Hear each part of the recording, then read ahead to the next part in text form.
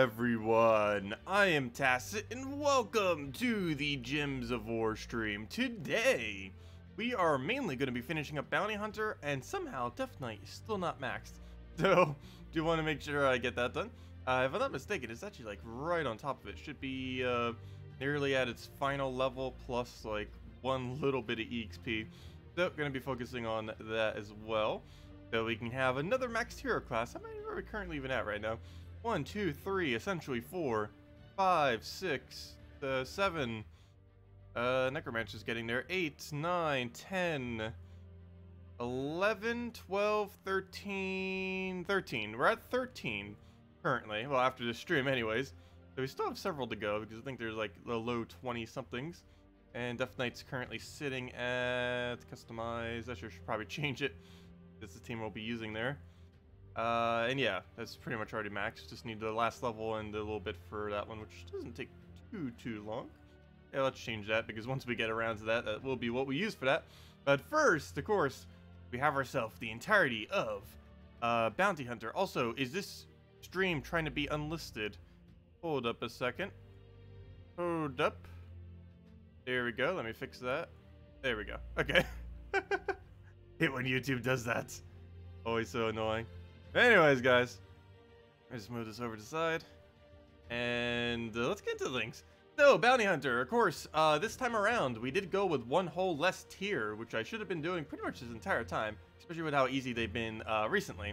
But we did go one whole less tier and just use the blue orb instead, which means we're actually not down with Bounty Hunter yet because we need the extra battles that we get from all the other days. So currently we have 8 battles. That should be about, what, 16 battles with Valraven luck. And that should be about enough to get all the points we need. So, yeah, this is the main game plan right now. So, let's get into that. And if that isn't, then we'll have another 4 tomorrow, and that will definitely be enough points. Of course, we're just doing battle number 20. Battle number 20 this week is ridiculously easy. We're currently running Wood Rhinox, Tagraki, Warrior, Mermaid, and Trickster Shot. If you don't own Trickster Shot, you can run Wood Rhinox, Mermaid, Feral Hounds, and Yagwe, and that would also end up working for you. Either or, whichever route you want to go down. And yeah, let's get into it.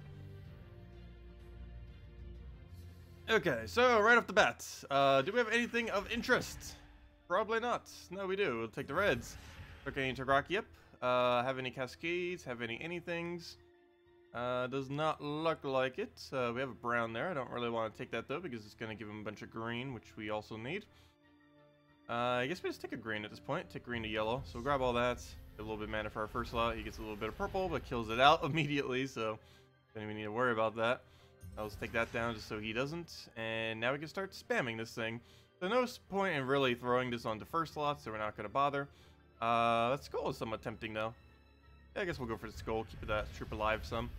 Not like he has to, but might as well. You just got onto the bounty leaderboard. Congratulations. Very nice. Yeah, that reminds me, we haven't tried for leaderboard for a while. I probably will be initially for when next patch comes out, for when we do potions. Simply because potions are, we're going to be able to, well, we're mainly just going to want to show them immediately, basically. But, yeah, we'll probably be going really heavy on the next kingdom that's coming out, most likely. And we'll possibly be doing a few of the other events as well. Just to mess around with potions initially, just to show them and everything. Not sure how far we'll go with that, especially if potions are pretty similar for a lot of events, in which case it would most likely just be for 500 factions. I believe I will be trying for a 500 faction, at least one. I'm not going to try doing multiple, because it's going to cost a lot of gems. But we'll probably try for at least one. Only problem is so many other people probably will be too. Okay, we'll throw that down. We'll do this first because all of its damage is based on how much armor the enemy has. So if we do it in that order, it'll actually die. Take the skull there off 100's mark, so it's definitely dead. Take another skull, and any poke at this point, we'll just kill it out, and we're good to go. Hello, Starlight. Hello, Nosy. Hello, or Nazu. Hello, the totem. Welcome, everyone. If anyone has any questions or anything you want me to go over, just let me know, and we'll make sure to do so. Okay, right off the bat here, we'll go take all of our greens, get a little bit of brown in there, take our yellow, grab a skull from that, take a What else do we need to get this going? I guess we'll take green to purple. I'm actually going to ignore the skull this time around, just so we can go get our ability up. Same as that skull, just want to get him down before we do anything else. Now if we find a skull, it'd be good. But unfortunately, now there's no skulls. This time I actually need to take a skull. Oh, and he just destroys it. Aw. He was actually smart enough to hit the correct target this time. The one that was already weakened. Oh well. One more skull will take that out. He doesn't have enough armor to actually reduce it again. Brown. I guess brown surge would help us. We could probably get a convert in here. We can get a little bit of green. It's not an extra turn anywhere, however, but it's probably still enough. But then again, we're going to have full mana anyways. So let's actually hold off and see if he can live. He converts away all the yellow. That's fine. Yeah, he's going to die to his skull here. But then again, never mind. It's only doing 19 damage. He won't die. That is a very, very small amount of damage. So don't need to worry about that. We don't have alignment. Are we frozen on red? You don't use red. No. We're not frozen on red. However, we don't have extra turn alignment, so we'll just take it that way. We go throw it to Rocky. I guess we'll throw it right there and then follow it up with a hit. And go from there. Okay, so we'll take that. We'll keep him there just because he's super weak as far as his offense. Don't really need to worry about him.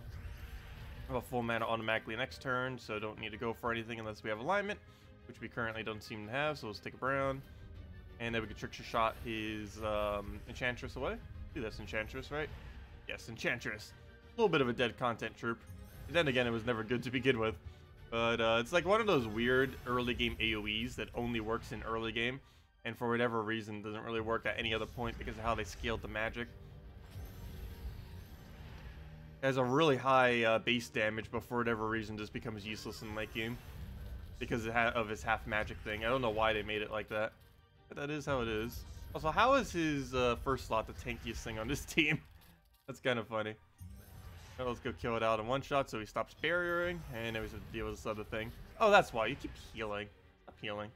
Okay, we'll go and leave those browns there. Not even going to bother. It doesn't even use it, so it's fine. We'll just throw one trickster shot and we win. No amount of it doing anything is really going to help it from that. And we don't even need to. We just throw the Takraki there. Let's see. When will you play Stardew Valley again? I'm not sure when I'll be getting around to Stardew Valley again. Stardew Valley is a really, really good game. So much so I almost been considering getting on Nintendo Switch as well. I don't know. It's one of those kind of chill games that I bring out like ever so occasionally. But I haven't for a while. I'm not sure exactly when I'll be getting back to that. As far as upcoming games that we're going to be doing, the next two really big ones that we're probably going to do, or next three big ones, are Darkest Dungeon 2, Mario Maker 2, and Pokemon Shield. Those three are probably going to be the next few games that we end up playing that isn't Gems of War for the most part, as far as into the very near future. We'll probably get around to Stardew Valley. Also, on the theme of Stardew Valley, well, not exactly the same. Whenever Animal Crossing is coming out, I'll probably be doing Animal Crossing as well. Not exactly the same, but they're within the same kind of genre of game. Let's see. We'll take a blue to blue there. Gold will kind of just let happen because he still has armor, so I need to tear away his Valraven armor there. Oh, why did I do it with that? Actually, you know what? That somewhat makes sense. But that also somewhat doesn't make sense. I don't know why I did that. Well, I guess it actually works, because as long as this hits a skull, that's actually enough to kill. Okay, good. It hit a skull randomly. That's not what I meant by hit a skull, but okay. That works. Still works. Let's see. Why not Archer or Shaman for that build? First troop in Tangle is great. Oh, I'm currently just using Necromancer, so we level Necromancer. I guess technically we could be using Shaman. But, because Shaman we don't have maxed either. But yeah, I'm just using Necromancer for its half mana start. I guess technically we could be using Shaman as well. Shaman still has a while to go before it gets maxed though. I think it's at level 37 right now, something ridiculously low. Also, why did he not go for that skull? Oh, duh, automatic extra turn. That's why. But we'll go and just kill that out and Mermaid into hopefully hitting that skull. If it would have died because of the Hunter's Mark. Multiplies the skulls by 2. Okay, well, on to the next one. And we're almost there. Let's see. If we find 2 more Valravens... No. Let's see. What's the exact math on it? We get 4,800, I believe, per battle. So what is 250,000 minus that? divided by 4,800. And that's how many sigils we need. And the 2 difference of that is how many Val Ravens we need to find. So let's do the math real quick. 250,000 minus 192,900 equals divided by 4,800 equals, we need 12, which means we need 3 Val Ravens between now and end of today. And if not, then apparently we get it tomorrow. But we need to find 3 more Val Ravens, kill them, and not lose a single battle. Actually, that does have leeway to lose 1 battle as long as it's not a Val Raven battle. However, we haven't lost one yet. We got really close on 1 battle that kind of just went a little weird. Other than that, it was fine.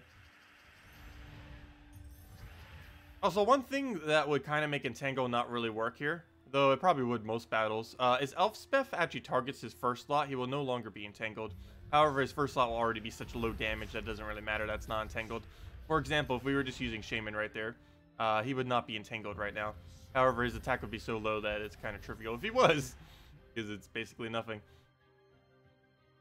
Okay, well, let's go, and I'm actually going to throw it on this just so we can go use its armor to boost ratio. Even if it dies, it's fine. Also, that's our Entangle right there. Instead of having Entangle, we have random Deathmark. Not exactly the same, because Deathmark does almost nothing every time, but occasionally it gets a free kill. Actually, I say that. Has it even gotten a single kill yet? I can't even recall a single time that we've done all of Bounty Hunter this week that it actually got a kill. It's supposed to. 10% per turn. Let's see. We'll go and grab it on there. Kill Elspeth last, as it's not really that needed to rush it down. Do we have red to green alignment? Or green to red, I mean. Wait, I was right the first time. Red to green. No, but I'm probably still casting it. We'll do that on first slot, kill that out with boost ratio. And now we just wait 1 more turn to get that thing up. Let's poke, that's fine. Throw Trickster onto Elspeth. Actually, or do we kill the one that's already alive? Or the one that's just sitting there? I don't know, we'll go for Elspeth. We could just throw a mermaid to kill that, because it wouldn't have been enough the other way around. And now we just need 1 single skull at this point. Or just get that ability back up, either or. The Kaki will not be enough because it has no armor. Hello, Christy. Happy weekend. And happy St. Patrick's Day soon, too. Also, hello, Ruspalone and Charles. Good morning. And no problem on being late. Everyone rolls in when they can. Why we stream for a couple hours on Friday and Saturday mornings. Gives plenty of time to stop by. At a time zone that I normally don't really stream at. Okay, let's go and what do we need here? Let's grab a green for now. Get a hit onto that. Did Elspeth just kill itself out? Yeah, she did. That's funny. Oh, that's another reason why we keep not getting Deathmark kills. I was wondering. Yeah, it's because Elspeth keeps targeting things that are Deathmarked. She was Deathmarked, so she targeted herself. Wait, is she consistently actually doing that? I feel like a lot of these battles, she's actually specifically hitting the one that is Deathmarked. Hey, the AI is finally doing something correct for once. Okay, we'll go and take a, of course, one we don't want it to. I'll go grab that. Take a, I need a green surge. There we go. Green surge. Throw this down onto that, followed by a hit. Actually, no, do it the other way around, and then it'll die. Do that. Don't get a hit on us, but it's not really that big a deal. Does get a kill. Actually, maybe that is a big deal. Actually, was a little bit of damage there. Doesn't gain too much of a benefit from magic, but that doesn't mean it gains no benefit from magic. So it gets a little bit higher. Damage. So much this board isn't worth going for. Well, we'll try for the purple off the top. Didn't get it. He just hits us with a skull. Kind of to be expected. Let's take a purple to gain full mana now. Wow, it's almost killing us with what it has, but we'll kill that out just so it doesn't have Enrage. Again, it still has a higher attack. That's funny. I kill it because it has Enrage. Yet that thing still has a higher attack even without Enrage. So what was really the point? His attack's actually still higher now than it was before. If I would have killed it the other way around. I will hit it with a mermaid, and hopefully that's full mana. There we go. Even if it wasn't, the +2 probably would have been, and dead. It also scolded it. A little bit of a shaky battle there at the end, but as long as we win, doesn't matter how many we win with. Also, where are all the Val Ravens? We need 3 more still. Oh, now we need 2 more. We need 2 more within, what is that, 6 battles? That is technically possible. Hopefully we can get that. What do we grab here? Let's just do it on first slot for now. That Valraven is a bit scary, especially since you could get it on yellow. Luckily, got it on blue and not yellow. So that makes this a little bit easier. We'll need to deny every yellow he sees, just to make sure he doesn't get it. That, or we could drop it right here. I'm actually going to drop it just so we could throw a hit into him. And that should hopefully be enough to pretty much win. We throw this down, and then we can just follow up with Mermaid. And that will kill it so that we don't need to worry about it anymore. So we do that. Boom. Dead. Okay. So, next thing. We'll grab our Brown. Get all that going. Get another hit with this. Throw this down onto Enchantress, as it's the only thing that's really worth hitting at this point. Poke it. And good to go. Okay, so let's go, and I think there's enough boost ratio to actually kill last slot, so let's do that into Trickster. And it's enough to win. Hello, Elite Gaming! Welcome! What do you think about the bug that the ban we had this week? It's not the first time that has happened, where they ended up having a bug that gave near infinite resources, or literally infinite resources, that they then had to roll back and then ban a bunch of people for.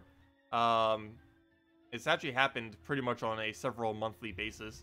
Even if it doesn't go like super public, it pretty much happens every few months, it feels like. But yeah, that's been happening since like day one of the game. It hasn't really changed. I just wish they would make policy clearer on the game. First, they have terms of service, but almost no one reads them. But even those aren't fully clear on everything that policy-wise within the game. But yeah. It's a weird situation, overall. They have been getting slightly better at not accidentally adding infinite resources methods to the game, but it has happened at minimum a dozen times throughout the game's history. Normally multiple times a year. Well, we'll go take a hit onto that. It's not gonna be enough to kill though, even if we cast this first. I hit so much armor. That awkward moment when taking a skull actually makes you weaker. Because I needed her armor to actually kill her. Now that she doesn't have it, we don't have enough damage to kill her. Okay, well, let's go grab a red and just take like a sky brown or something. Actually, this is purple surge. I didn't actually get the surge there though. Take another purple. Grab that to full. Oh, we got a kill. Not like it's gonna matter much though. Take that out, and now a single hit will do it. Or I could even kill it with Rocky. And down it goes.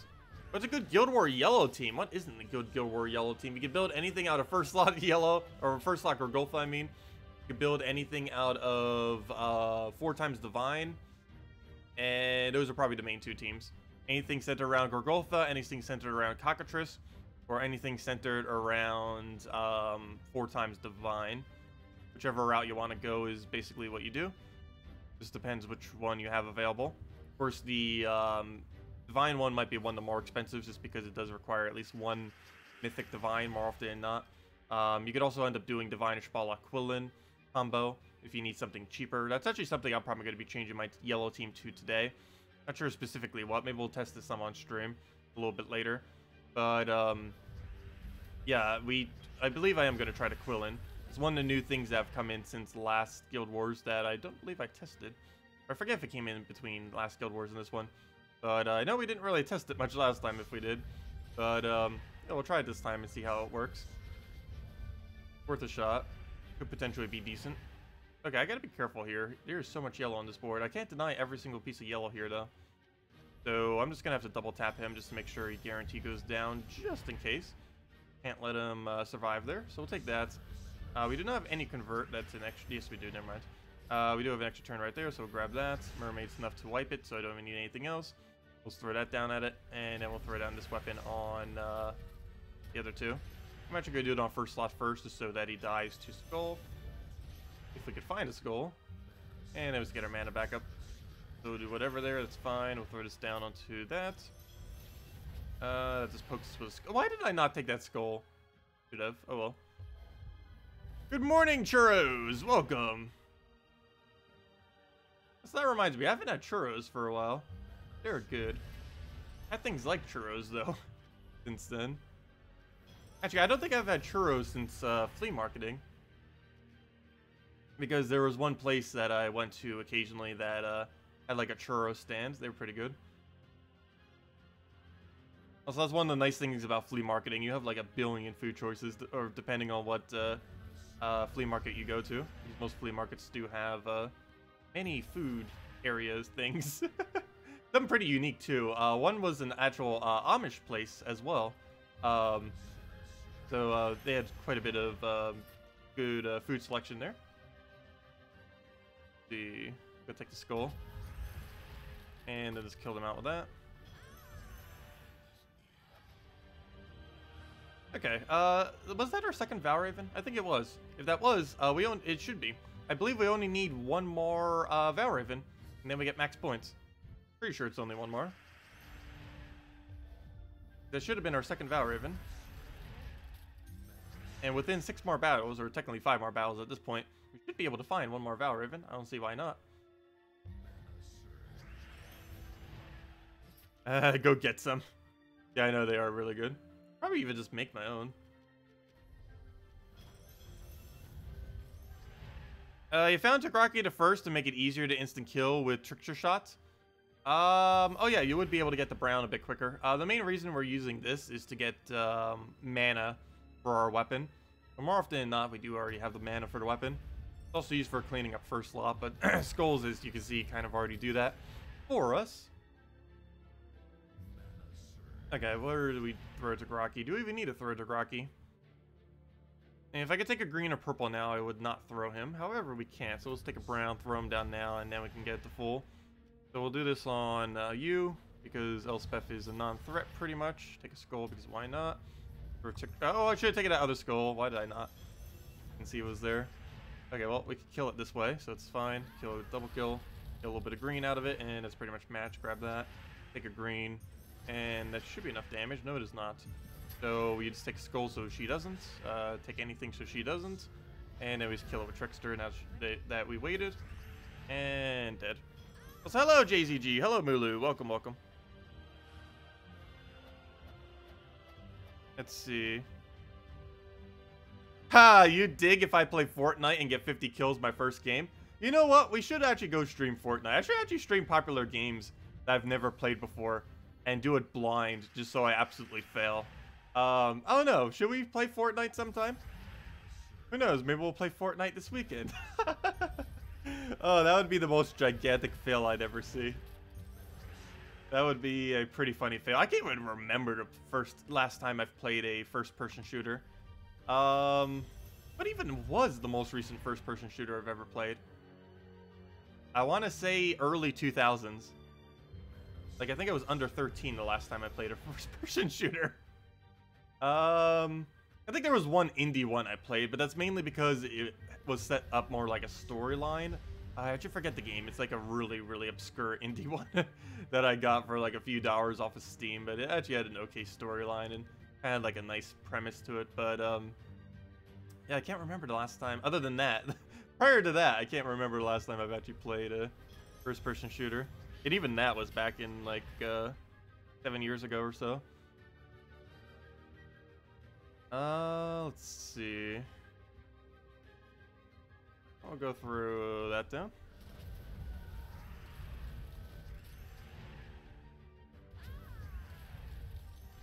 Grab, well, we'll let Elspeth do her thing first before we get into anything else. Yeah, I've never been a huge fan of the first-person shooter genre. Personally. I've always been more turn-based than strategy-based. Never really cared much for the shooters. I do some real-time stuff, though. But, not too many. Okay, we'll take that down. There we go. Yeah, we'll see. Maybe we'll do it. It'll be pretty funny. Oh yeah, Apex is pretty popular right now. I have heard of that. Haven't bothered playing it yet, though.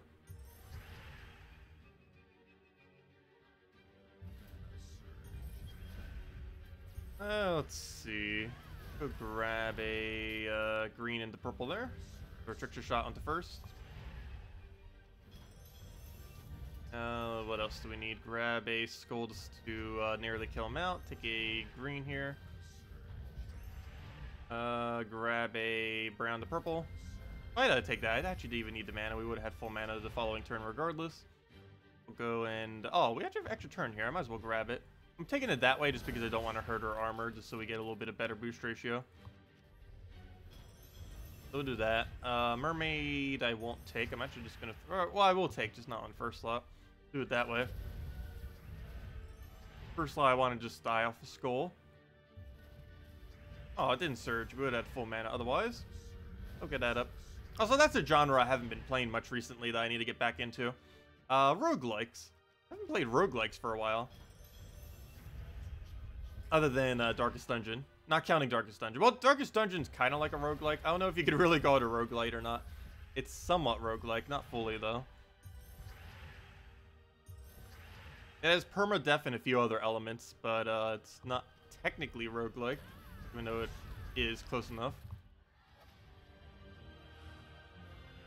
Also, how many more battles? Oh, yeah, we still need one more Valraven. Oh no. If we don't get another Valraven, we actually don't get it done today. Let's see. Come on, Valraven. We have 2 more battles. If we don't get it in 2 more battles, then we're out of luck. But luckily, we have a whole nother 4 battles tomorrow, so not like we won't make it. But yeah, it looks like even without the final pack, which we kind of already knew already, you can still very easily make the all rewards.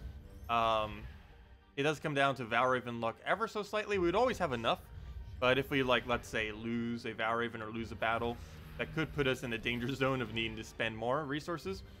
But apparently, yeah, as long as you don't lose a single battle, you can, with the free battles up to tier 5. Well, that's not free, but up to tier 5. You don't need to go to tier 6. You actually do it entirely off of just tier 5.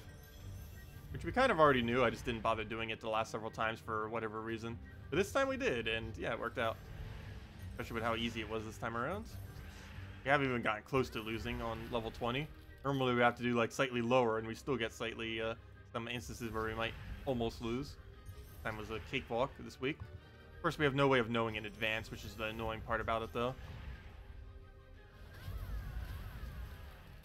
Hey, you're not a fan of roguelikes, you like saving.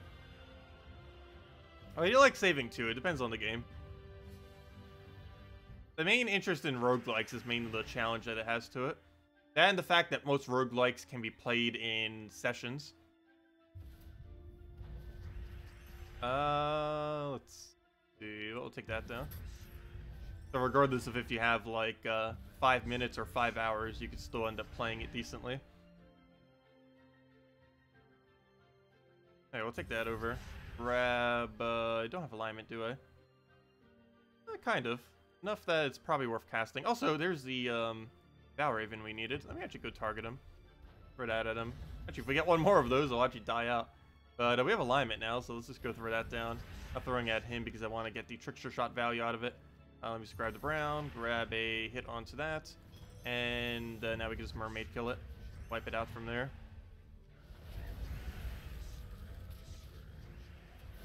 Oh yes, I have heard of Dungeons of Dreadmore. Back when we were streaming roguelikes on this channel, that was actually brought up quite a bit. I never actually played it though. Let's see. We'll go get that one down, or at least the boost ratio off it, so we can go poke the other one. It'll be good to go. Also, let's not lose this battle. We're almost getting to the point where we could. Gotta be careful. This is a Valraven battle, which is worth a lot more. 88 damage. What do we kill with this? I guess we actually just kill his healer and worry about first slot and go from there. There we go. Not enough to kill, but this explosion should. We'll target it, and now we just need to get our mana again, and we'll be good to go. Do I bother hitting it? Whoops, I did not mean to make it full screen. Oops, now it's super full screen. There we go. Hate when it does that. The borders of the screen are still so sensitive on the game, where you can accidentally drag it or make it bigger or do something. Probably some kind of program that auto-locks frames or the windows of things. Probably get it so just to make sure that Gems of War stays locked. It has a system in place already to kind of keep it in place, but it's still possible to accidentally drag it, which is weird. Wish they would go like all the way one way or the other, or even just have an option in game. There are several games that do have that option where it locks the actual window dimensions.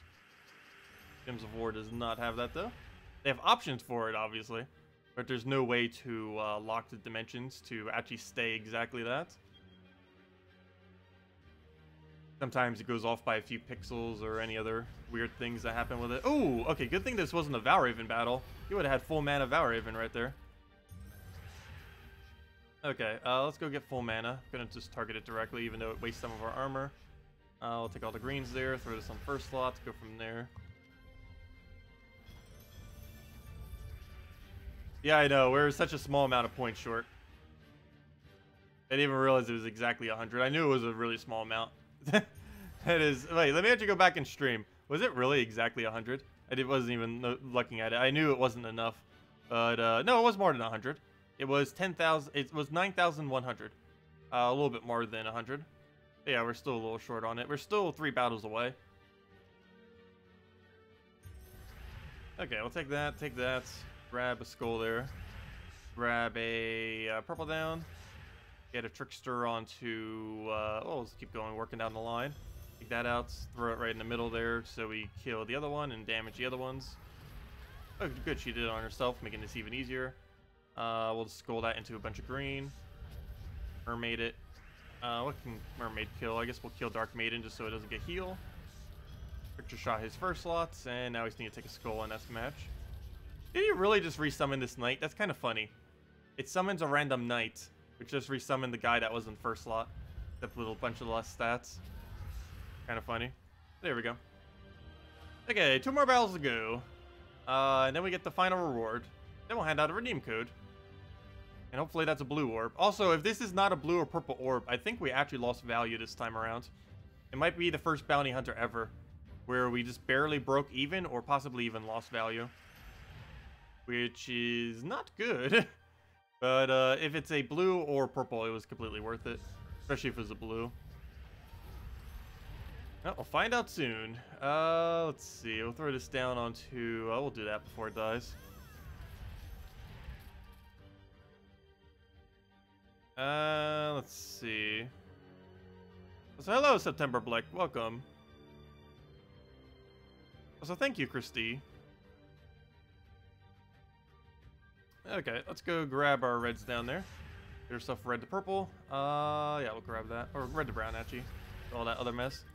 Get a purple to green. Can we surge that? Do we even want to surge that? Let's grab that for now. Let it do whatever, that's fine. He'll scope poke us. We'll throw a trickster onto his first slot there.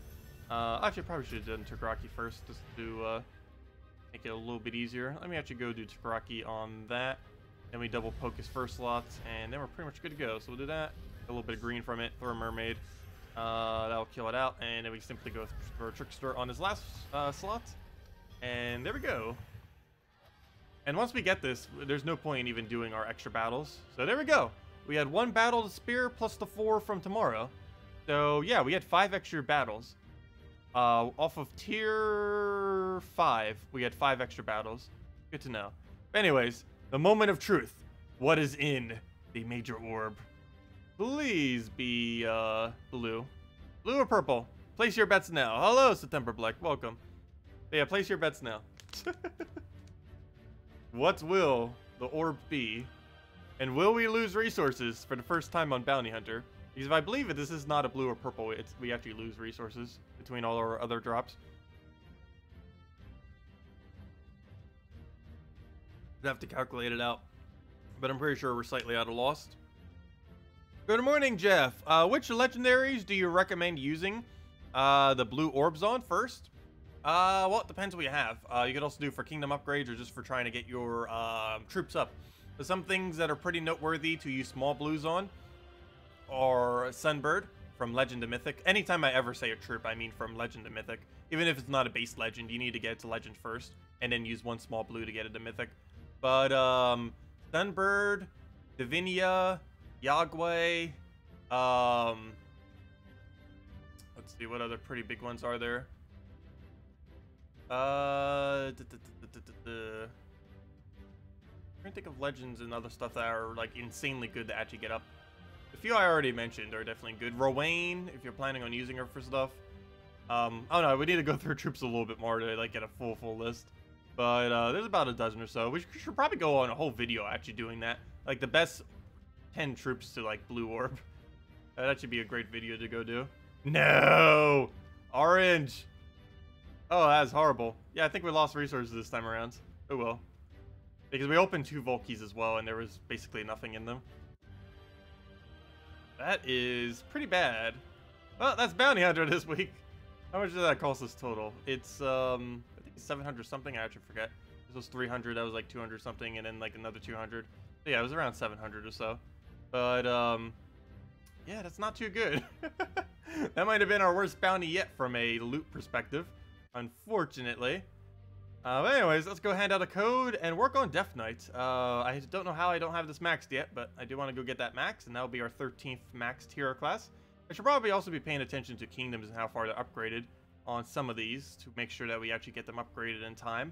However, I guess there's not too many we need to worry about because current highest is Forest of Thorns, and we already have it at level 100.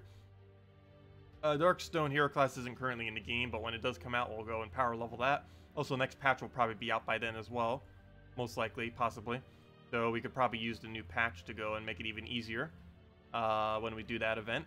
So maybe we'll actually go do that event because we'll have potions, which greatly reduces the time that it takes to actually complete out a class event. Normally, class events are too slow, but if we have potions to use, then they're not going to be too slow. They're actually going to go relatively quick compared to normal anyways. Anyways, let's go hand out a code. Let's see. You're finding... Oh, wait, let me go read chat as well. Also, whoever said orange, you're correct. Let's see. Do they ever have a single color arcanes to buy with glory? Yes, it's very rare, though. Which legendaries do you recommend? They might already answer that, or kind of. If you still have any other questions about it, Jeff, let me know.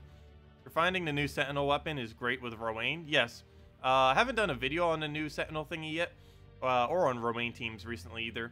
But yes, the new Sentinel weapon into Rowan is extremely strong. We were messing around with it some when it first came out. Haven't really bothered much since, though. Hello, Tracy. Welcome. And thank you, Churros. Yep, feel free to like and subscribe if you guys wish. But anyways, let's go do the code. This page does not exist. What do you mean? Oh, no. Okay, why doesn't it exist? Am I not logged in? One moment. It just said my code page does not exist. Gasp. Did it get deleted? Let's see. Oh, it's because I'm not logged in. Good thing it has autofill because I have no clue what my password is. I have absolutely no clue what password I use for the Gems of War forum. Not the slightest clue. Well, that's why I said the page doesn't exist. Anyways, where were we? Go under mail, do it right there. Boom, mail. Grab that right into, let me go into the inbox. Find where on earth our codes are. Let it load. Loading, loading, loading. Hello, Flop. Welcome. Advertising global chat? Yeah, we should probably go say hi to global chat. Let's see. Oh, we already finished Bounty Hunter, though. Hello, everyone. If anyone is interested, streaming Gems of War on YouTube at Tacet.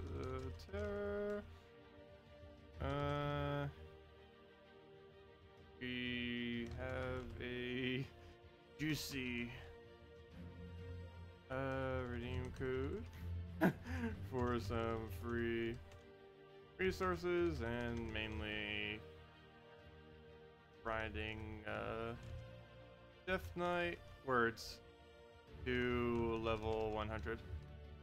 There we go. And of course global chat doesn't work. Good job, global chat. Such a perfect chat. It better work properly next patch. That's like one of the main things that they're doing next patch is making sure that that never happens again. Supposedly. Supposedly. We'll find out what happens once it goes on live servers. It's hard to tell during the beta. But yeah, hopefully chat works correctly. We'll find out. Anyways, that's that. Let's see. Was there anything else mentioned in chat? Let's see. Global chat and its normal drama. Well, is global chat being drama? Luckily, it'll be a ban system next patch.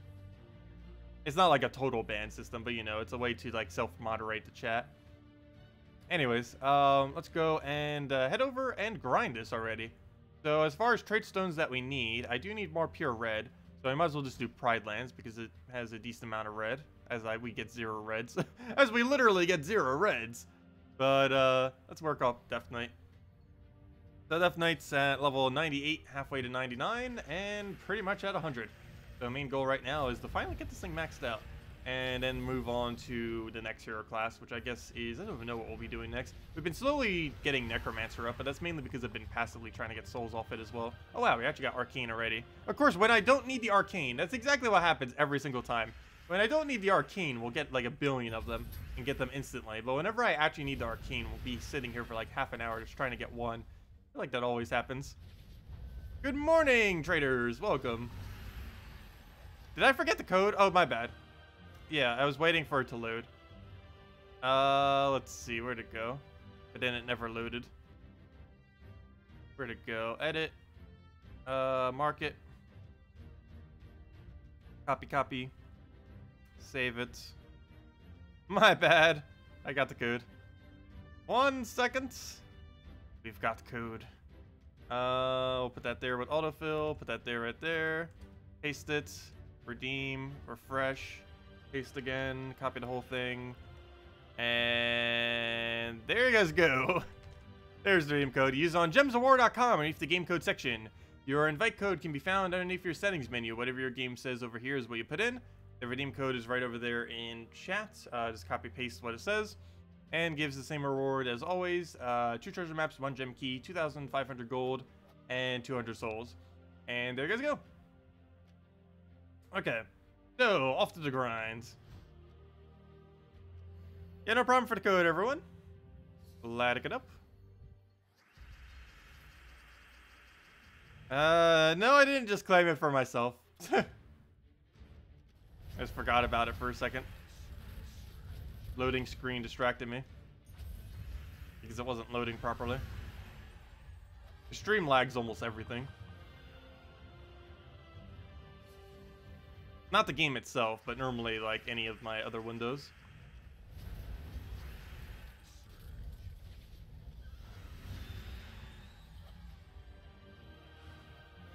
You got all growth orbs for this bounty. I ended up getting green, oranges, and 1 single purple. But it was a small purple. If it was a big purple, it would have actually been worth it. It was just a small purple. Because 1 big purple is worth about 675 gems. Which is pretty much how we spent in total for bounty. Yeah, the first bounty we didn't really get loot from. All we basically did was converted our gems into useless resources. Or other resources, I should say. Not necessarily useless ones. We converted it into gem keys, which isn't that bad. We converted it into some green and orange orbs. Which orange orbs, who knows? Maybe they might actually be useful starting whenever they add a trait stone sink. We don't know yet. I currently have over 100 small ones, and we're sitting on all the bigger ones I'm probably using for Zugoff, most likely. Had a problem for the code. Speaking of Zugoff, we are still pretty much the same amount of distance away from Zugoff that we have been for the last forever now. Simply because, for whatever reason, we are not getting any blues. No major blues for a while, and small blues have been trickling in very slowly. I'll be going for some leaderboards once potions come into the game, because a lot of the leaderboards will go a lot quicker.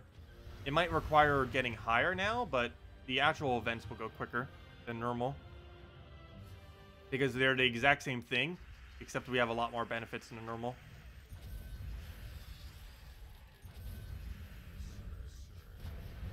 You should add a redeem code section to the layout. Oh, I am adding a redeem code section to the new layout.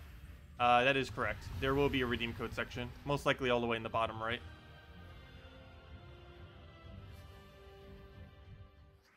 No worries. It is planned. I do need to go work on that too. I need to go look up some video tutorials on some things for it that I want to go do with it. Because I want to add some, like, really non-distracting animations to some of it if I can. That or I won't bother. But I kind of want to do that at least some degree. Make it look kind of shiny. Let's see. Just so it doesn't look so still and lifeless. But yeah, we should have a new interface in about a month. I'll be making most of the assets myself. And most of the other ones I already had commissioned or will be commissioning soon. For pretty cheap. Let's kill that up. There we go.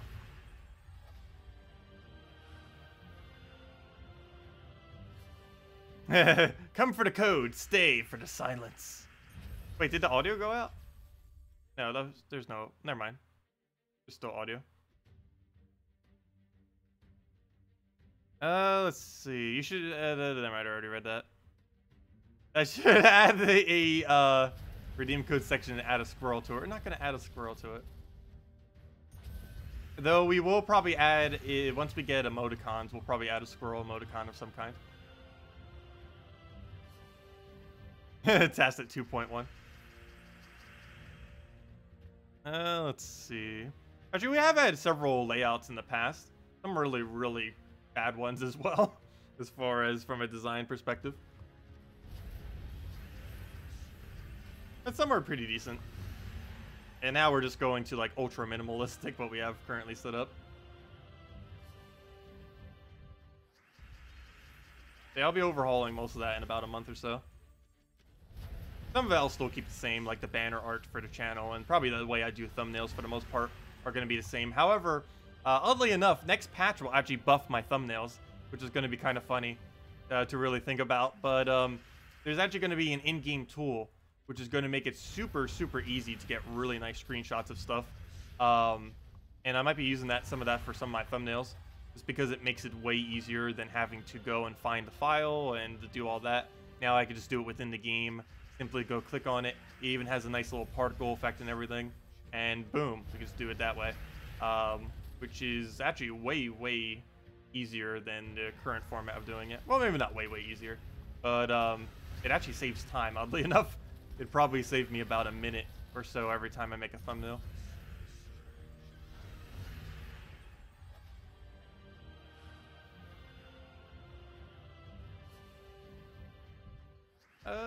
What do we take here? Just grab Firebomb for now. Get a Sunbird in there.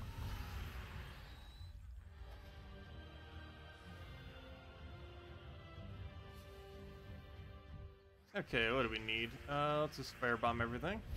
Oh, good thing in that purple. Also, I wonder if they're going to have a screenshot competition with the new format. I wouldn't be surprised if they did. They've had small competitions in the past. It'd be kind of cool if they did one. Like the coolest screenshot that you can make out of the new format that they're going to have.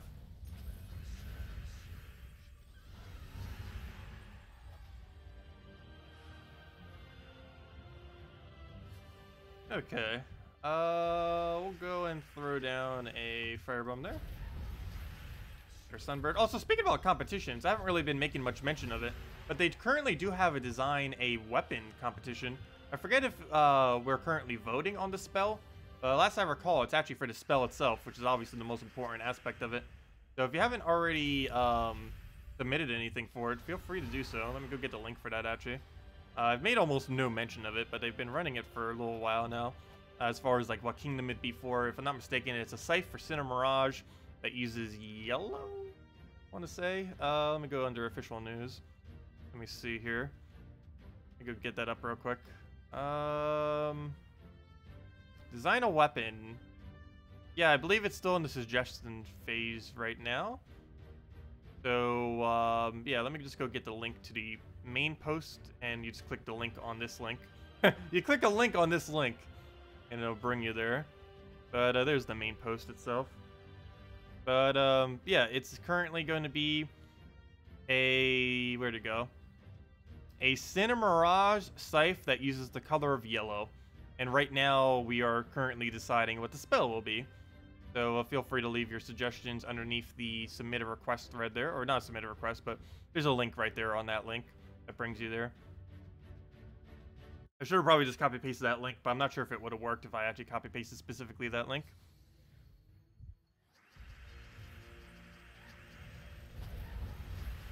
Also, we get a lot of gold this weekend. St. Patrick's Day is tomorrow, and we keep getting 500 gold every time we kill one of those leprechauns. Well, it's not exactly the same as having a treasure event. It's still nothing else, at least something extra that we get for all doing explore spam. So pretty nice still.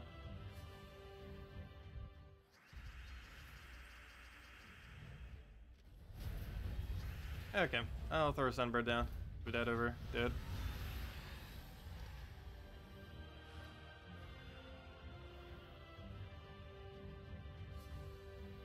Okay, what do we need here? Let's grab a explosion again.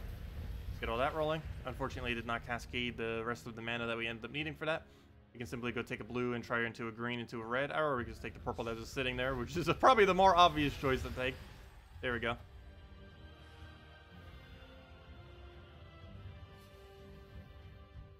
Okay. Also, I might need to go try finding another trait stone that we don't have very high, because this place is only giving us a pretty average amount of reds. Be going somewhere else for more reds. Still not too bad overall, but still. Hello, Demon or Angel. Welcome. Welcome, welcome. Also, we should be pretty close to level 99. Just have to worry about the final level. Okay, we'll grab red for now. Sunbird, kill it out. Dead. Gain our free gold. You just joined. Why am I not using Vine Martin to get extra gold? Because it would slow down this team. There's nothing we could replace that would make it go at the same speed. If I replace Sunbird, we have no damage. If I replace Hero, we don't get Hero XP. If I replace Fire Bomb, it goes slower. And if I replace Forest Guardian, it goes slower. So we're spending 400 gold per battle to get it done quicker. We're still getting Leprechauns. We're just not getting the extra 400 gold. We could replace Hero with it, which would be about the same speed. However, we would stop getting Hero XP. So basically, every XP we're getting right now is costing us 400 gold.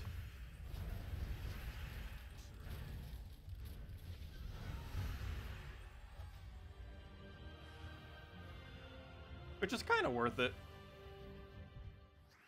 It's basically 1 gold key per XP. If I could exchange that out infinitely, I would definitely exchange the gold for the EXP, that's for sure.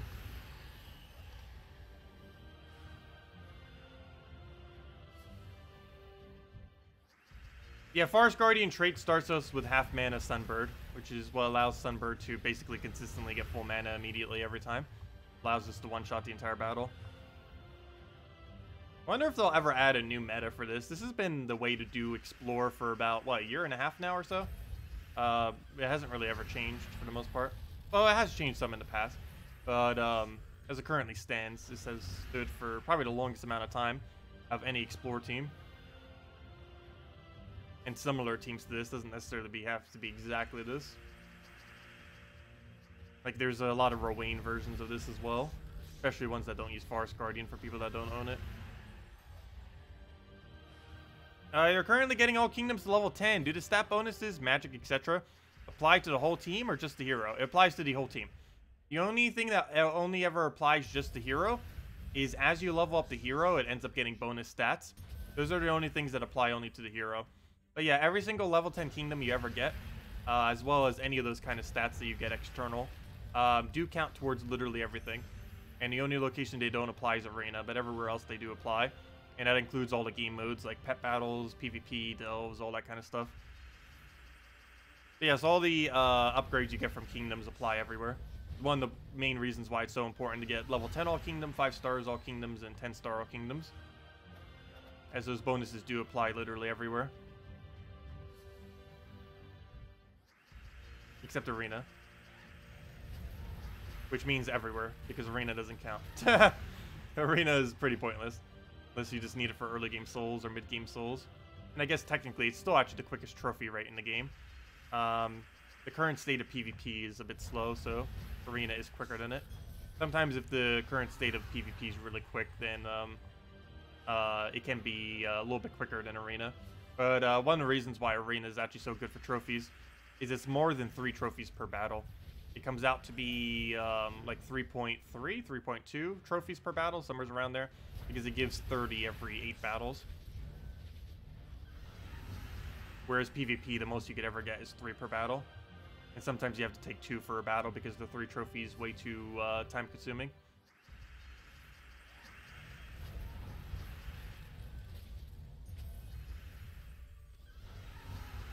Let's see. You have all kingdoms on level 10, and you have done all quests and kingdoms. What to focus on now? After you've done that, you probably want to focus on getting your troops upgraded and focus on getting 5-star all kingdom, or 3-star all kingdom if you haven't already done that. But yeah, you want to focus on troop upgrades and start getting literally everything upgraded, even stuff that's 100% useless, simply to get it upgraded for the sake of getting it upgraded. Oh, good, we got level 99. Well, the home stretch, we only need 1 more level now. Hey, we got a treasure gnome, nice. Yeah, we should easily be able to get that level. And then start working on another hero class. Whoa, 3 event keys. That is his best drop other than 4 gem keys and vault key. Very nice. From a gem perspective, that's actually his best drop that isn't a vault key. Unfortunately, though, I don't really need event keys.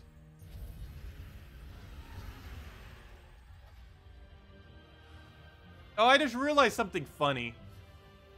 Oh, I never even realized that. A 500 glory drop is, I mean, a 1000 glory drop off a glory gnome is like what? 6 event keys, isn't it?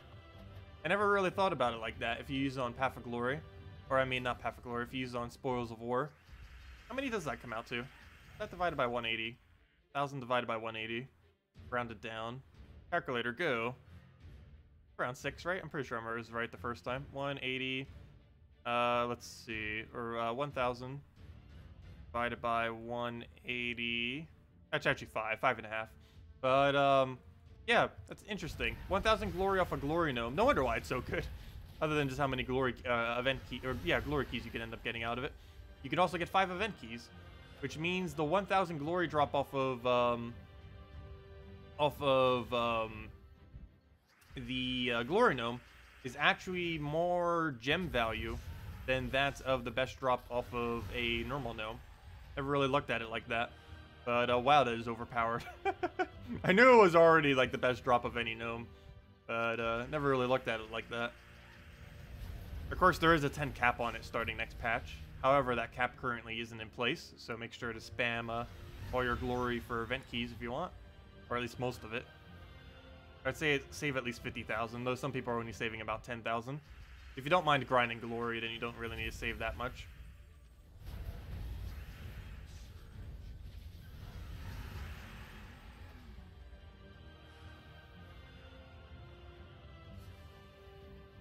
Okay, what do we take here? We'll grab a yellow, grab a purple. We'll take it out, don't even need it. Okay, yes, we do need a thing. I was hoping that would be enough damage without the fire bomb. It's always annoying when it's not, because now we're in a situation where we have to double cast and waste time. Not too big a deal. Yeah, she only need about 95 more battles now. Which sound like a lot, but they don't really take that long. It'll only be like another half an hour or so with how quickly these battles can get done.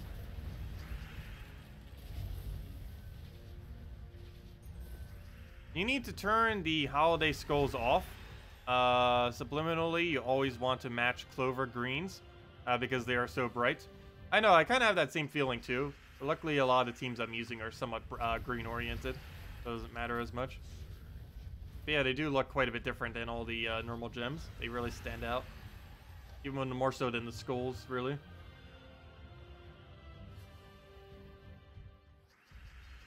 Okay, we'll throw a firebomb down. Sunbird, kill it. Also, that would be an interesting cosmetic for them to sell. I never really thought about that as far as cosmetic selling. I'm not even sure if they thought about it, because it's actually been possible in the past to edit the files, to change the icons to be whatever you want. But that's not possible anymore. And they could literally try selling really cheap cosmetics to change what each one of these look like.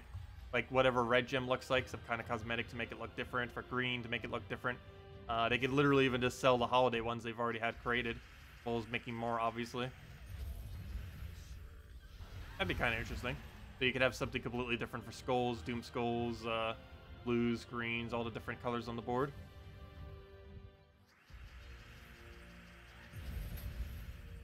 Not sure if they'll ever get around to that, though. that they already do for holidays.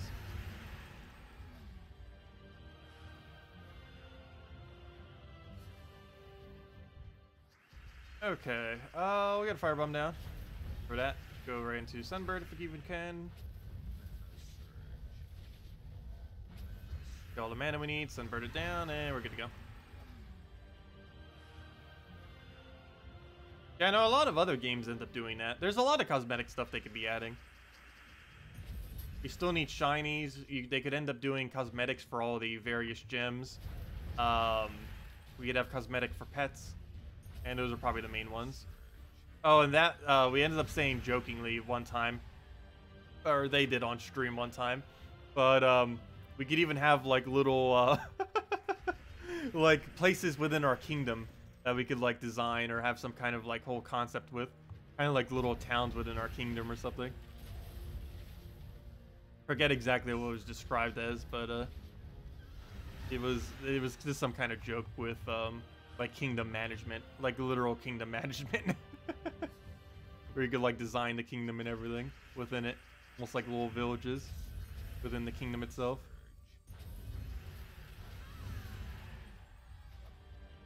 No, we're not currently doing Bounty Hunter. We just finished Bounty Hunter. We just finished it 10 minutes ago, 20 minutes ago. We didn't get anything of value from it, unfortunately. But we ended with an orange orb, a large orange. But yeah, we did just finish Bounty Hunter out. And now, right now, we're just grinding out Deathknight. And after Deathknight, we'll probably farm PvP a little bit. That or just farm another hero class. Been neglecting hero class grinding a bit lately, so that we would need to go get back on top of it. We need to get every single one to level 100, so that we don't need to worry about ever leveling them ever again. It's a long process because every single hero class takes, let's see, you need 50,000, 50 EXP. You can do it at about a rate of 180 consistently per hour. So what does that come out to? Let's see, divide that by 180. It requires approximately 28 hours per hero class to max it out. And we still have, like, what? 7 hero classes? Actually, probably more than that by now. Probably almost, like, 10 hero classes that we still need to max. However, most of them are already started. Some of them are more than halfway done. But, yeah, it takes approximately 28 hours per hero class to max it out. And that's assuming you're doing the quickest method in the game. It takes even longer if you're using other methods.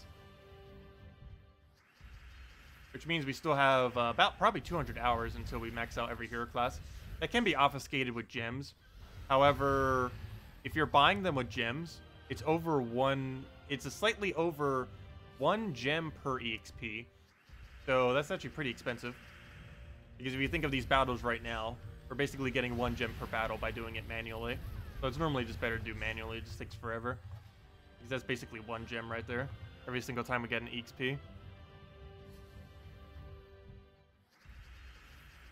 I'll throw a firebomb down. Grab our Sunbird in there. If anyone still has any other questions about Bounty Hunter or anything else, feel free to leave it in chat. I'll make sure to get around to them.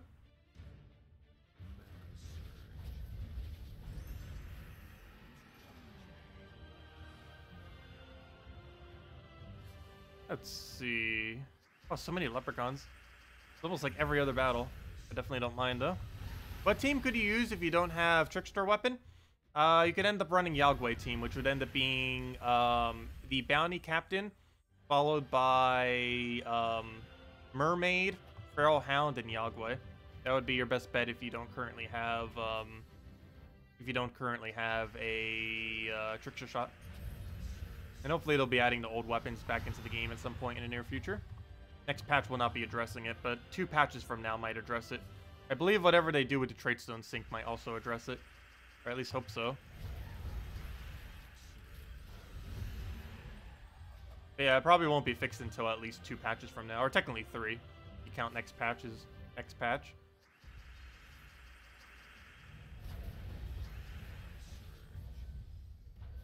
Okay, what would we take here?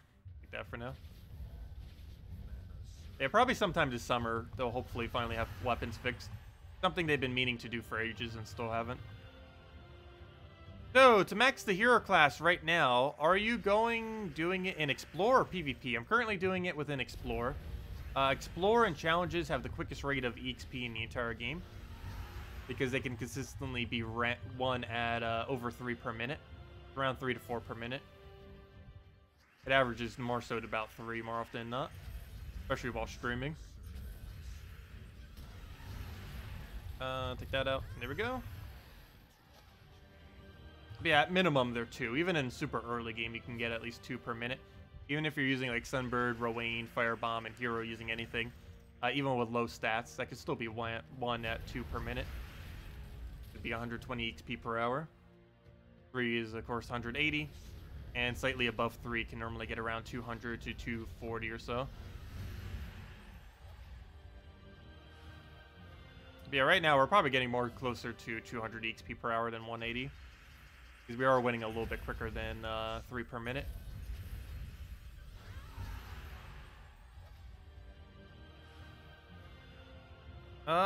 So to max hero right now, are you doing it? Oh, never mind, I already read that. We'll throw that down. Get a Sunbird in there. And a Leprechaun to go in our gold stack. And also, don't forget, you can be using that one glory trip this week to be getting 400 extra gold per battle.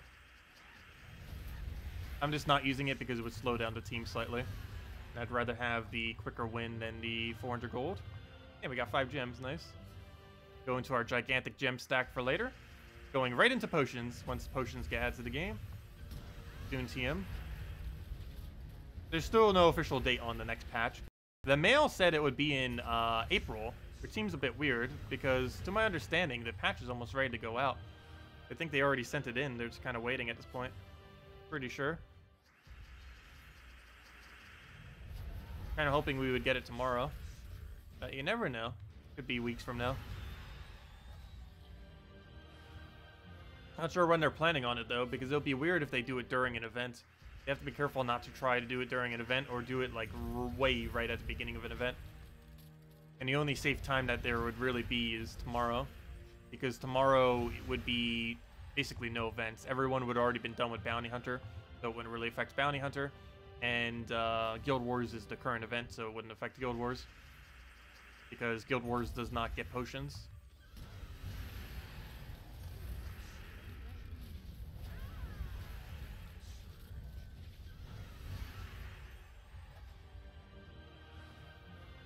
Also, we should be about 60 EXP or so away from maxing this out. Maybe a little bit more like 70. Come on, there we go. We're almost there. Actually, I should probably calculate out right now, just for fun, the exact amount of time, after we finish this hero class, the exact amount of time we have to max out every hero class, including the next hero class into it. All I'd have to do is add up every single bit of EXP and divide that by 180. And that's about the most amount of time it would require us to max everything. I'm almost scared to see what that number is, because I'm pretty sure it's over 200 hours. Normally breaking it down per hero class isn't as intimidating, because it can normally be done within a week or so if you do it diligently. So you would need to have a lot of free time though, because if it's barely leveled, it'll be a number like 25 hours or something, which is a little bit hard to get done in a single week.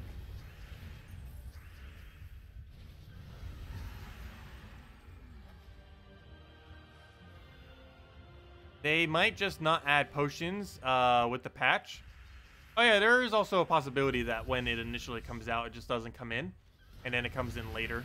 That is also something that could potentially happen, where the very first event doesn't actually have potions, but then after that it does.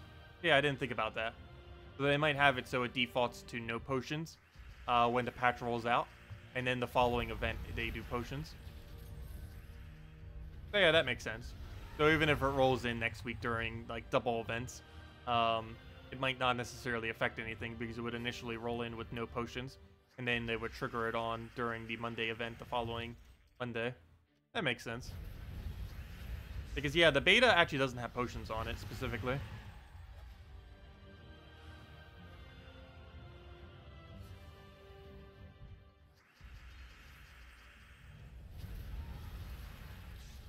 So we don't even know how broken they are yet.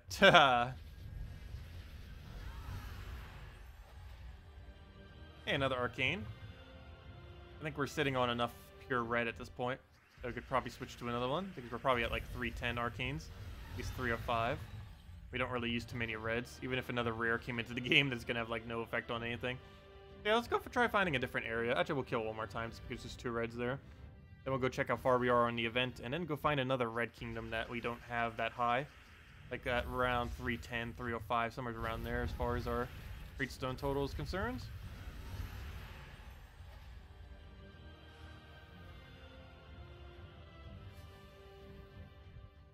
Okay, let's just go throw a firebomb now.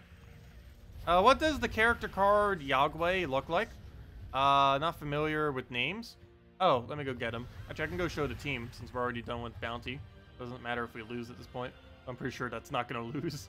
But just because I haven't used it that many times, time around, I might be a little shaky with it.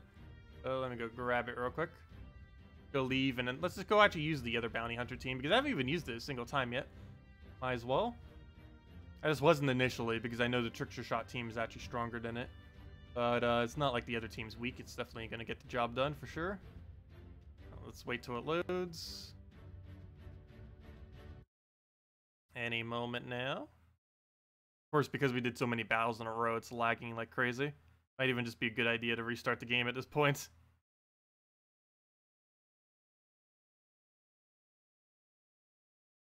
Yeah, let's go down the restart the game route.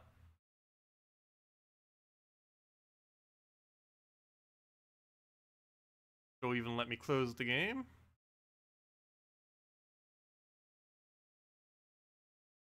There we go. Okay. Let's go and get it loaded now. Get it up again.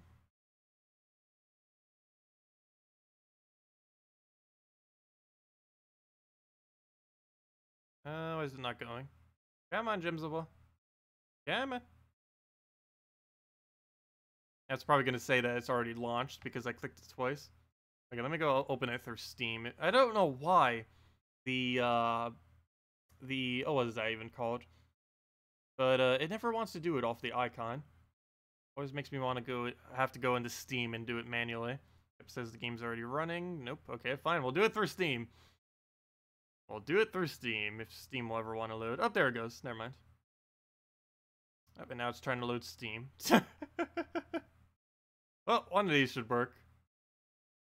See, hello, Glenn. Welcome. There it goes. Kind of.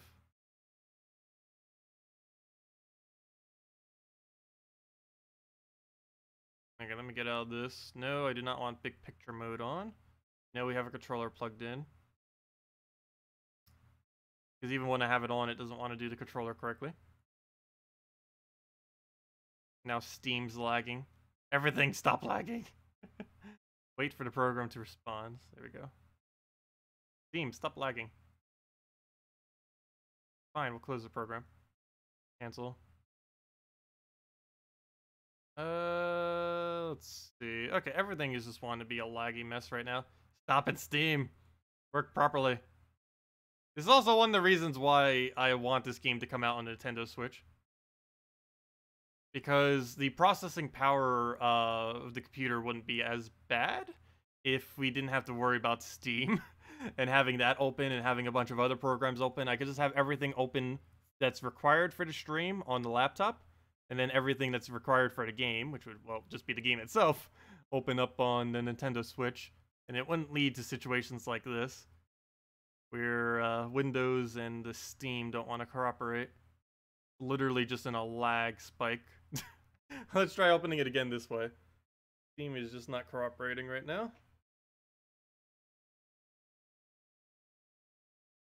Let's see, we'll say the game's already running. Let's see, did Steam completely just close? I'm trying to close out the client, not literally the entirety of Steam. Let's see.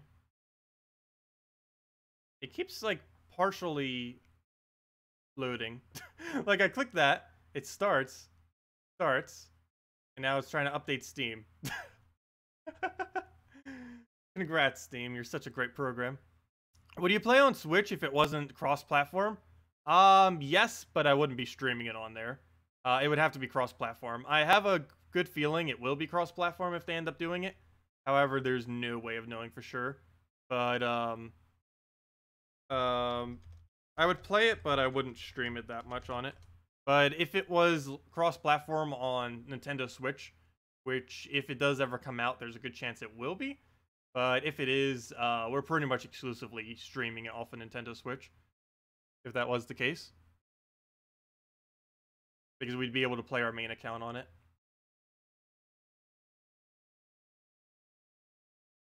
I'm pretty sure at this point they would.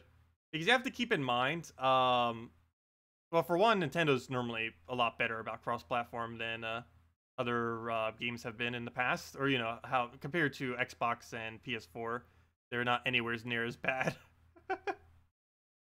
Wait, did the stream just go down? The stream just went down for a moment. But yeah, compared to Xbox One and PS4, Sony and Microsoft, they're not really as bad with cross-platform. Not just that, but you have to keep in mind that both of those other two versions came into the game a lot earlier in their cycle of Gems of War, whereas Gems of War has been out for a while now. So it'd be a little bit weird if they just started everyone on Nintendo Switch from scratch. So, yeah, I'm pretty sure it would be cross-platform. There's no way to know for sure, but there's a lot of Nintendo Switch games that are cross-platform, like completely cross-platform. Let's see. Is there a white smoke coming out of the laptop? No. Probably overheating some because it's hot in here. But, no, it should be fine. It is something I do need to get around to. Haven't yet, just because this laptop's still been doing at least decent, but new laptop, that's, is something we'll be getting around to in the near future. And it probably will be a laptop, not an actual computer setup.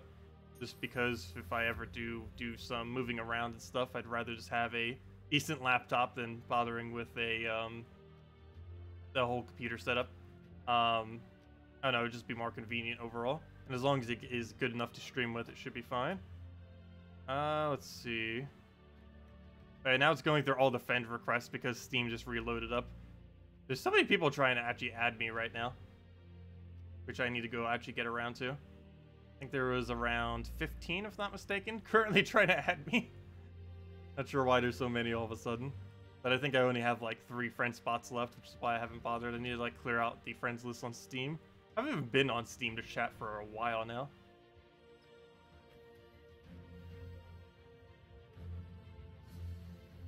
There we go. Okay. Well, now that lag spike is done, go do this real quick and then go head back to the grind. Sorry about that. Technical difficulties. Okay. Let's see. Grab a yellow there. Brown down. Get a key down. Take red. But yeah, if Gems of War ever comes to Nintendo Switch, we'll basically only exclusively ever be playing it on that platform. It's a lot easier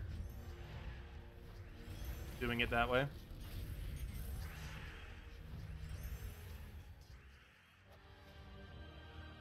Here we go. I believe I already have that pet maxed. Also, we still need that snake. We get 2 Kingdom Stars the second we find another snake for Mrs. Scales, but we're literally just 1 copy short. Okay, we'll go and just take brown for now. Grab that, get key down. Grab some reds there. Destroy everything again. Hello, Ernie. Welcome. Okay, take out this final battle, and then we'll go head back to the hero class grind. Technically, we're actually doing some hero class grind now. We're starting to get Deathknight up a little bit more. Or not Deathknight, I mean Necromancer.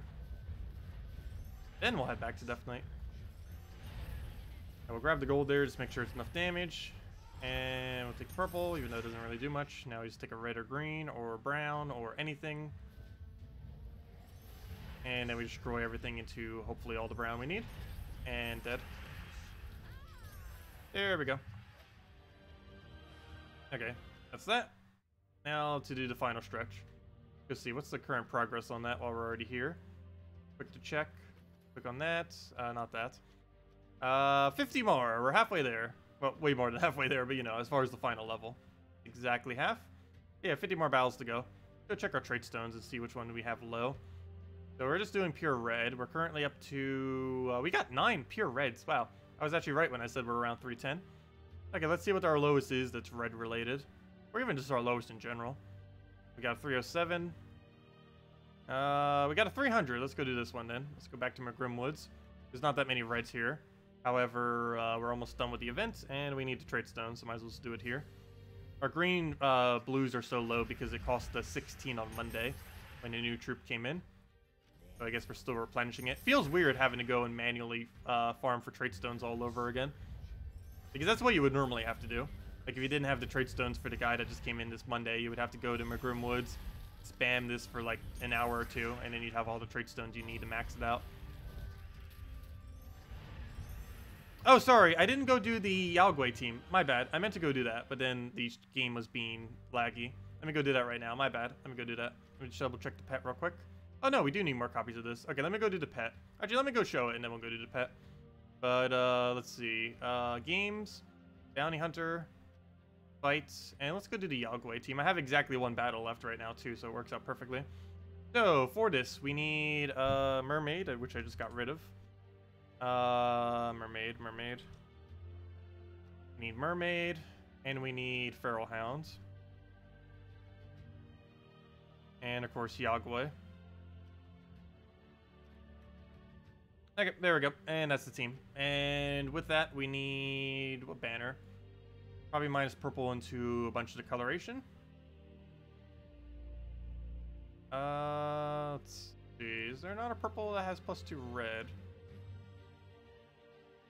Like all the minus purples have +2 brown on them, which I guess isn't horrifically bad, but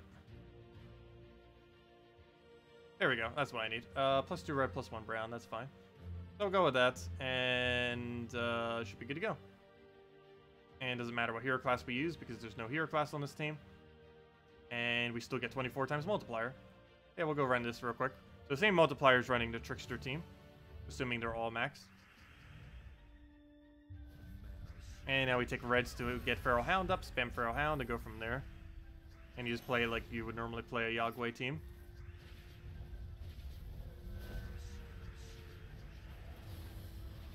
Lost skulls. Try doing that again. Better at your turn, however, we didn't get any mana out of it. We unfortunately don't actually use purple, which makes this team a little bit weird. Let's see. There's just not a good purple to really slot there is the biggest issue. We'll do that again. Kind of missed again, but luckily it extra turn, so I guess it didn't miss as much, but still miss. Take that. Get the green to get full mana. And now hopefully we can do something. Doesn't look like it, so we'll throw that down again. Any alignment? No, but still worth going for, so we'll grab it. We'll throw this down again. And we basically just keep repeating this until we win. Keep getting Yalgways down, keep throwing that down if we don't have alignment. Wait until we have alignment or a decent amount of mana that we can accumulate, like right now. No free turn, but we cascaded it, so it works. Throw this down again. And just keep repeating it till we win.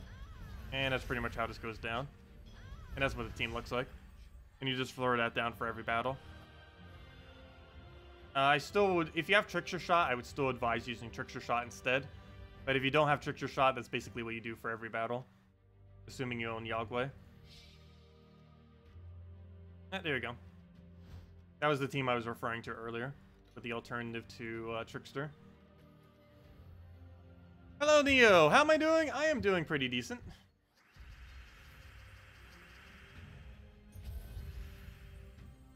Okay, that skull we're just going to ignore for now. Get that down. Firebomb him. And he's pretty much dead.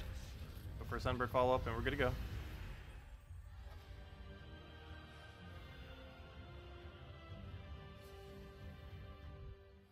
Also, hello Haley, welcome.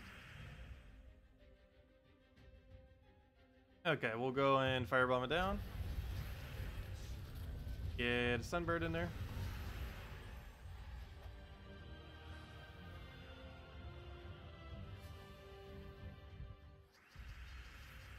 Okay, firebomb again.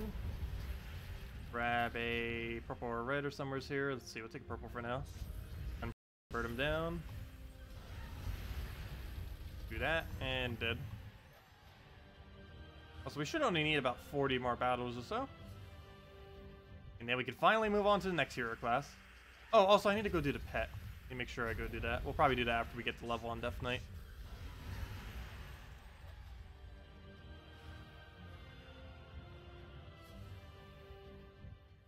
Okay, hopefully he drops something good.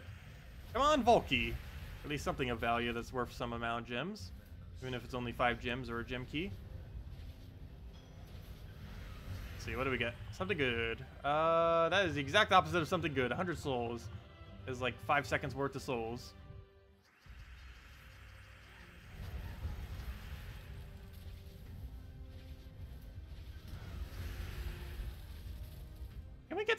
Can we stop getting things that have revive? Feels like every battle now he's just getting something reviving. Makes us have to waste a few seconds to go cast again.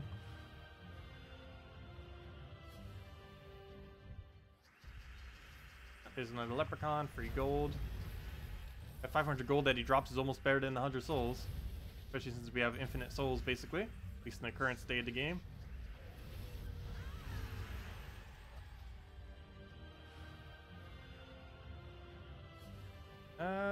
Nothing to target out here. We'll just go take our mana for Firebomb. Actually, we don't even need Firebomb. They're weak enough that they should die. Or not. Okay, well, now with Firebomb. Actually, probably should have casted the weapon. Didn't have to worry about the Cascade second delay. There we go, we got Arcane. Nice. Okay, I'll throw our yellows over. Move that over. Grab that. Take Firebomb down. We're probably taking that brown first, but they should die to this, so it's fine. Take that red just in case. And dead. And if not, we have a split. Follow-up damage.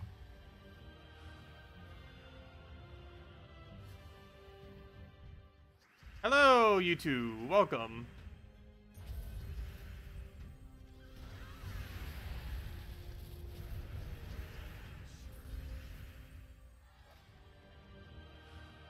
Let's see. Take the red for now. Actually, let's take green to red, as we'll get full mana out of it. Because we are using Deathknight, we still have 1 explosion per extra turn. Deathknight is one of the few hero classes that do have that mechanic. Titan's the best out of all of them, but there are other hero classes that have it too, of course. What are the best teams for soul grinding?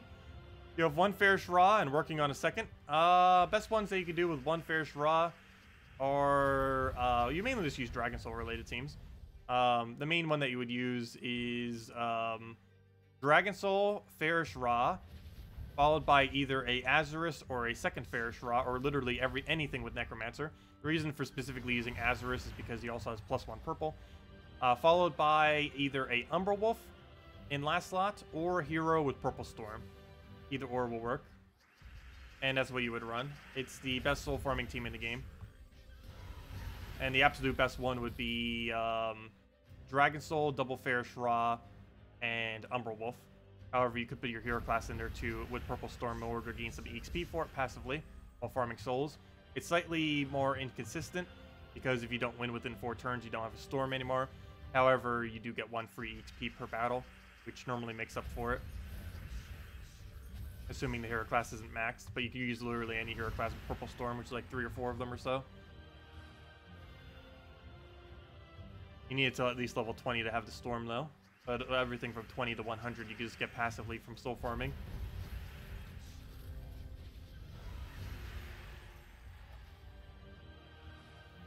Best way to get souls passively is get as many kingdoms as possible to 4 stars and 9 stars. Yeah, getting high kingdom tribute and just taking tribute every hour is a great way to get souls passively. It's one of the reasons why we haven't had to soul farm for so long. You do end up getting a lot of souls from tribute. Forget the exact amount, but I'm pretty sure we hit around several hundred to 1,000 every single time we take tribute.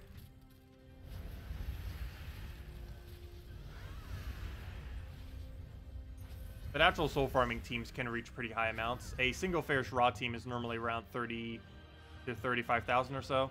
Double Fairish Ra can hit around 40 to 50,000. And 3 and 4 Fairish Ras can also hit around 40 to 50,000. Sometimes even towards 60,000 depending on if you get a lucky hour. 4 times Fairish Ra is actually a really weird team. That might not sound viable, but it actually does work. But the biggest issue with it is it's normally pretty inconsistent. But it's pretty funny, to say the least. Actually, I might need to go double check. There might be a better kingdom to run it in than Divining Fields because it's 20% dodge. Because for that one, it kind of matters. I forget where it might be. I think Zolkiri had that annoying drain or summon or something, which made it a little bit less viable to actually do. Doesn't have agile on its first, so yeah, this first one actually wouldn't be too bad. But let me see, what's its stats on Warlord 3? Let me actually double check this real quick. I haven't bothered testing it for a while. Let's see, what's triple Ferris Raw? Triple Ferris Raw. You know, cheap teams. There we go. 4 Ferris Raws in there. And what was the other thing we needed? We need any banner that's +2/+1. Or an Earth, is it? Ideally +2 purple, +1 blue. I'm pretty sure that exists. Where is it? Almost guarantee that exists. I know we have Frozen Banner. Worst comes to worst, we could run that. Is there not a +2 purple, +1 blue? Apparently not. I don't see one. Seems like something that some kind of undead kingdom would have. Or some kind of undead faction. But no, that doesn't exist yet. Well, let's go with that. That's fine. That's not too big a deal. We're mainly killing them with skulls anyways. But yeah, we just run this and basically kill with skulls. And they should all die in one shot. And if they don't, then we need to put it to a lower difficulty. Yeah, this is why you do it normally in Divinian Fields. In Divinian Fields, you can get away with Warlord 3 to one-shot everything. This battle, you actually do not have enough damage to one-shot the giant spider, fortunately. Yeah, all we basically have to do here is just double cast, go from there. Normally you do it with Dragon Soul. I just figured we show this real quick. It does require double casting, but it's normally not too big a deal to get double cast off. Oh, he also has Deny Yellow. No wonder why we don't normally do it here. Yeah, there's a lot of things that make it a little bit worse. That would explain why. Well, let's just get the mana for the second guy already. And then just tap to tap. Tappy tappy. And it'll take the other brown. But yeah, it's going to take a little bit longer than a minute. However, we do get over 1,000 souls for this battle, which is absurdly high.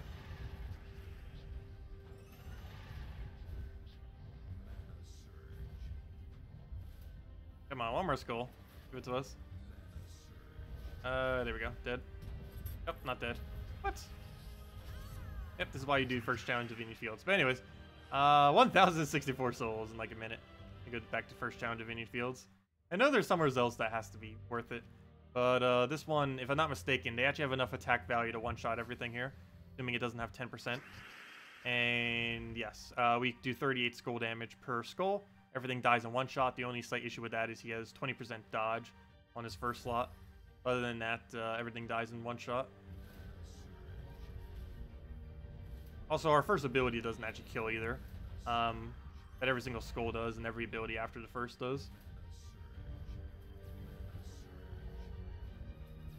And it takes about a minute per win. Normally a little bit longer, though, on average. Alright, we'll just get the mana for the second guy. We're not even going to bother feeding it. Normally you can get like a really good alignment, but sometimes you can't, so you just have to manually take the mana real quick. Luckily it takes 3, so there's normally something you can take. And now we have to cast a few times. Oops, do I have to grab that? No, I let the mana go into our first slot. Let's do it that way so we could one-shot the other one, and oops, should have taken those purples. And now we just need to get one more hit on him, which ideally would be a skull. Could have done it with ability too, but I accidentally got rid of our free mana that we could have gotten there. He does go for that skull, so we'll just have to take it manually with manas. But yeah, it did take a little bit over a minute. It's like 1,000 souls per battle. It's not really that worth using. Normally, this is why you run like double Dragon Soul or double, only double Ferris Raw, and very occasional triple Ferris Raw with either Valkyrie or Dragon Soul. But yeah, technically it is possible to do it with 4. And it is quite a bit of souls. It is over 50,000 per hour. But there's other ways that you could do 50,000 per hour without having 4 as well. Anyways, let's go to the pet. Do we do it with Necromancer? Sure, why not? Do it with Necromancer. I've been leveling Necromancer quite a bit recently, just passively. Haven't directly actually explored with it for, I don't think ever, oddly enough. Yet we still have it almost max, just from all the other game modes we've been using it on, like pet battles and stuff.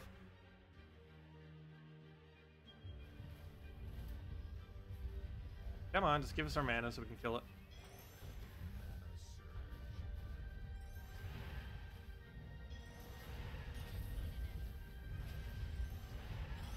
Yeah, don't bother getting more than 2 Ferris Raws.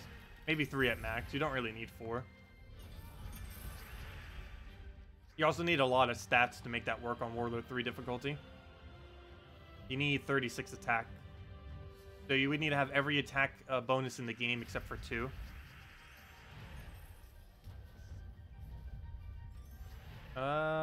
Let's see. Take that down. Of course, you could do it on Warlord 2 difficulty, but then you're sacrificing 25% souls, which might not seem like a lot, but when your base souls is 280, that's like what?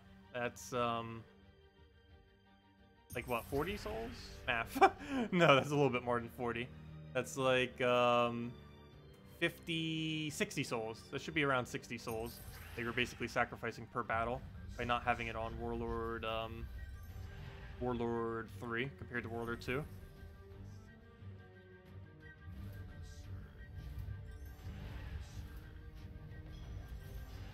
Oh wait, more than that. I can't do maths. 25% of that would be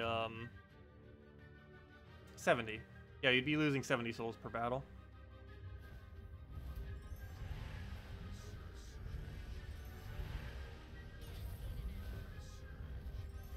Oh, you finally got a word breaker yesterday. Congrats. Word breaker is definitely really nice to have, that's for sure.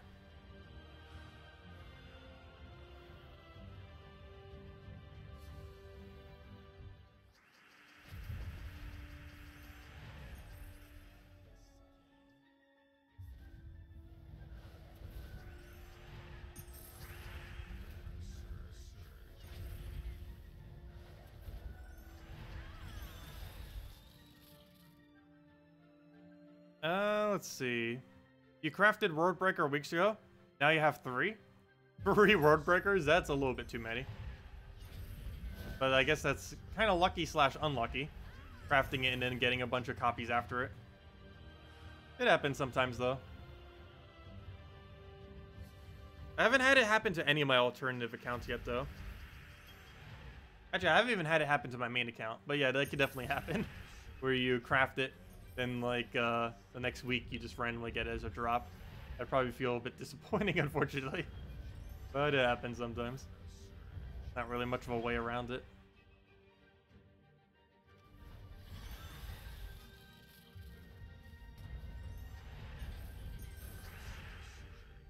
Got a Tanya from a Legendary Task. What are some good teams for him?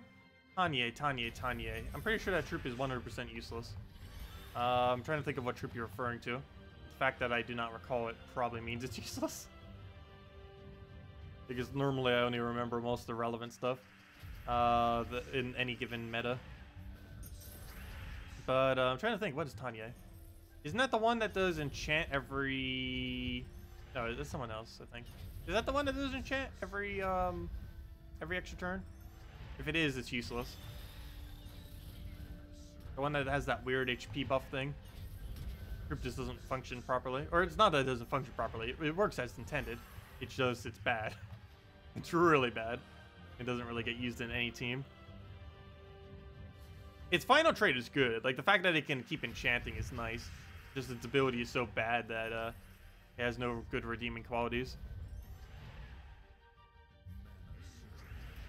Hey, we actually got a Death Mark kill.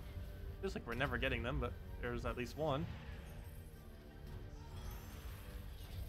I mean, good thing we got it, because it actually allows us to win slightly quicker. Time around, perfect.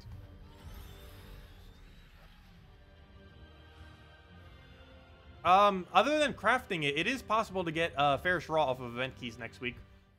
You might even want to spam all of your glory to try to do so as well, because you will not be able to do that next patch. There'll be a cap of 10 Spoils of War per week starting next patch. However, it is still infinite currently, and Ferrous Raw is available next week. So it'd be the last time that you could basically dump all of your glory to try to get a Ferrous Raw, unless you're just saving your event keys. But yeah, event keys and drop table next week for event keys. Do keep in mind it's a really small chance, like really, really small. Like a 1 point something chance every single event key you open. No, sorry, less than that, my bad. It's like a 0.1 chance every single time you open a key. It would take about 1,000 or so, like anywhere from about like 600 to 1,000, and even then, that's not guaranteed.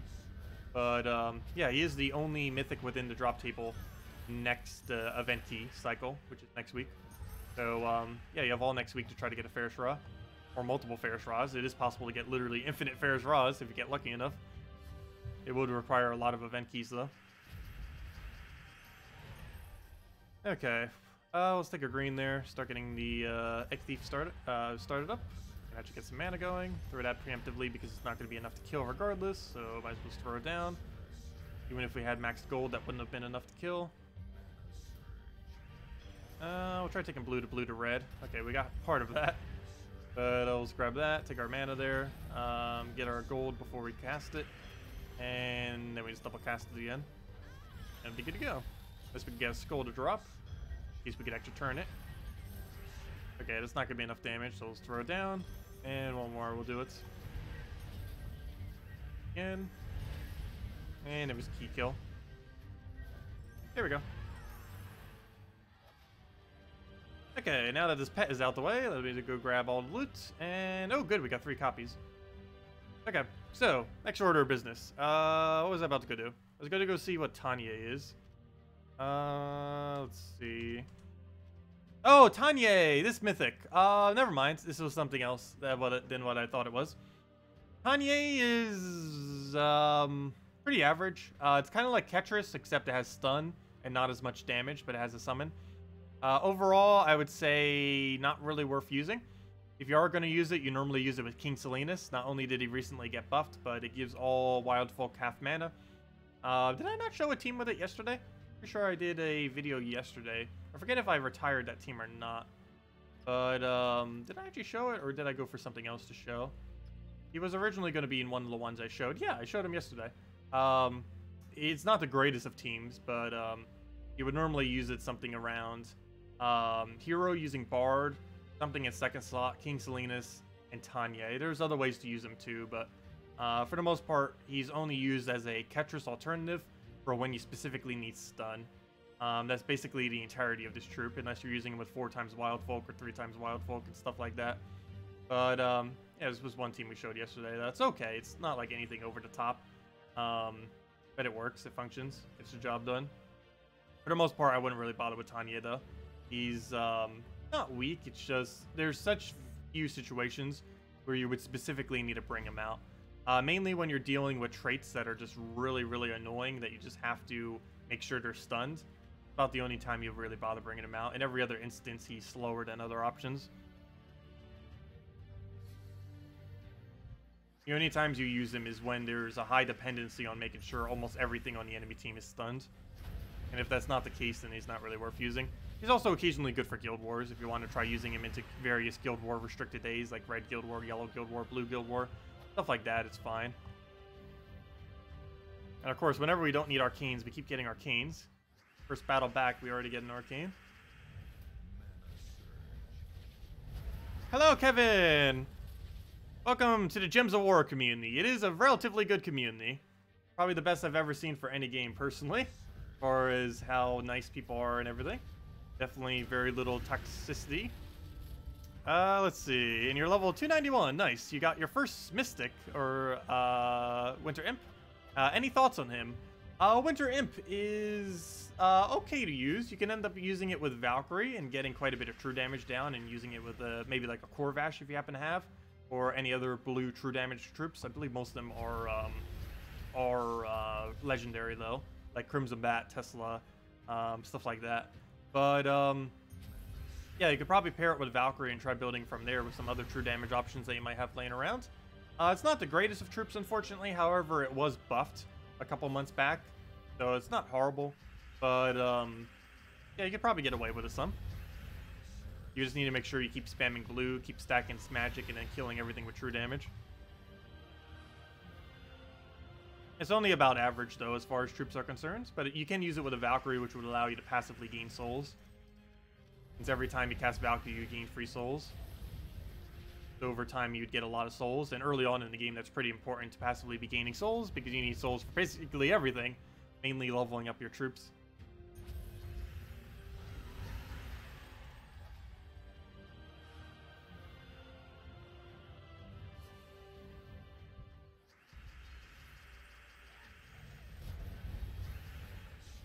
Okay, get our Sunbird down. Still getting the extra 500 gold almost every battle from that Leprechaun. We only need about 30 more battles or less until we get this thing maxed. And once we have Deathknight maxed, we can go and calculate out how much more EXP we need. Or at least approximately. I'm not sure if I'm going to do the exact value. I don't know, maybe we'll go do the exact value just for fun. I don't think I've ever gotten the exact value as far as how many hours it would take at minimum to max everything. Mainly because I would be scared of how big the number would be. That and the math would be a little bit annoying to do as well. I'll probably still just approximate it.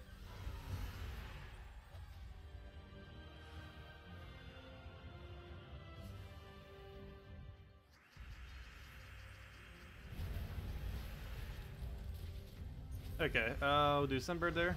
That down.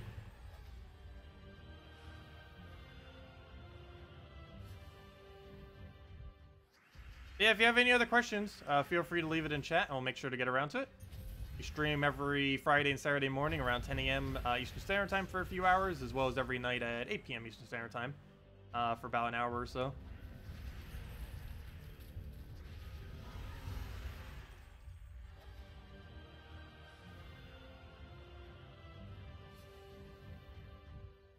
You found a second Raw, not worth diamonds. Regret? I don't know. I feel like 2 Fairish Raws are worth it. The first Fairish Raw you do get most of your value from, though. The second Fairish Raw is a lot less value than the first Fairish Raw, but it's still quite a bit of an increase. The only Fairish Raws that aren't really that worth it are the 3rd and 4th. 3rd is almost no difference compared to 2, and same as 4 unless you have really high attack. And even just running 4, it's just a really weird team to have to use. It might become better in the future, but as it currently stands, it's kind of weird to use. Maybe once we get even higher attack, we could eventually find a really good kingdom to do it on that could be a little bit more consistent. Maybe something that even creates goals, like maybe first challenge Kedar might end up working. But I believe it doesn't have enough damage to currently run on Warlord 3, which would lower the soul rate if we were to run it there.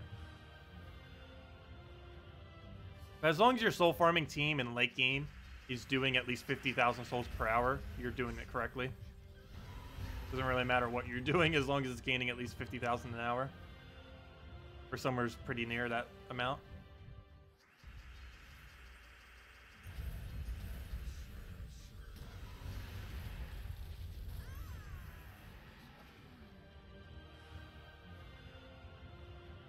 Okay, what do we need here?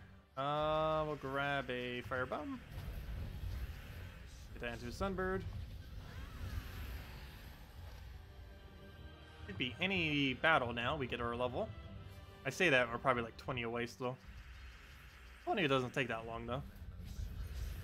I'll go through firebomb. Sunbird going again. Move that over. And there we go, dead. I should go double check real quick. Oops, I probably shouldn't have clicked it that way though. I should have done it in the troop menu. Whoops, now we're gonna lag spike for a moment. Also, out of curiosity, anyone who plays on console, does it lag spike whenever you try like leaving battles or ever occasionally just doing anything? Kind of curious. I know it happens on PC and mobile a lot. Anyways, what was it doing? I'm checking Deathknight EXP and how close we are. Watch, we're probably like 1 EXP short here. Like exactly 1. Nope, 14 to go. Knew we were right on top of it. Doesn't take any time at all. Next mythic is not until... actually, I don't know what the date is. Let me go double check. 1 moment. Waiting it for it to load. This is lag spiking right now. There we go. Loading, loading, loading. Still loading. Next patch will probably be out by the time we get next mythic. Let me go get the date for it. Link's also in description for that page as well.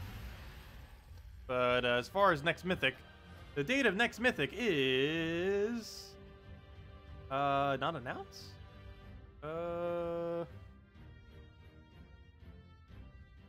There it is. Cinema Mirage, April 5th. But yeah, we're getting new mythic on April 5th. Apparently we don't have the files in the game yet. That'll probably be updated soon with next patch. But yeah, April 5th, it's going to be a blue, green, yellow. Do keep in mind this could change.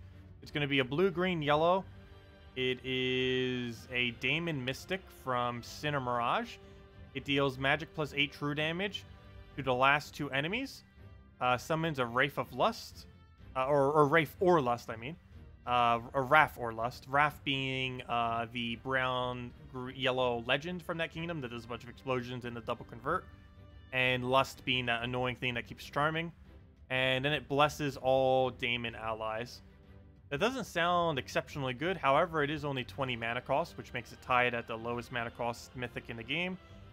And its special trait is enemies lose 4 from a random skill point when an ally casts a spell. Interesting. So cast spamming might be okay with it. It also has 25% spell reduction. And ends up gaining 1 magic every single time the enemy casts. So it has a lot of stuff to benefit from casting. Both when your allies cast and when the enemy casts. But for the most part, it seems pretty average. But we'll just have to see. Also, Cinemirage does not have a hero class. And it also doesn't really have that many options as far as troops are concerned. Out of every kingdom, I believe it has the least amount of troops, as it is the most recent kingdom adds to the game. It was the last one they added before they started doing factions, and that was back in about August or so. Also, we've almost gone a whole year now without a new kingdom. Of course, factions are the new kingdom, or at least a new version of new kingdoms. But they did say that they might add a new kingdom this year, but they haven't yet. It'd be kind of cool if they did. It feels so weird once they do, because it's been such a long time. It's been almost a year, like I said, we've had a kingdom.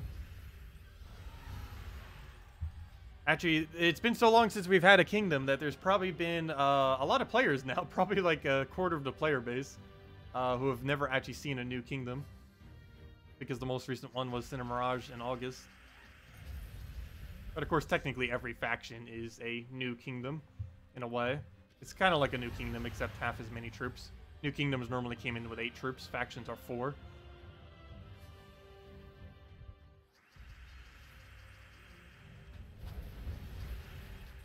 Okay, kill that up. Only lag on console is finishing quests. That's a weird one. Finishing quests.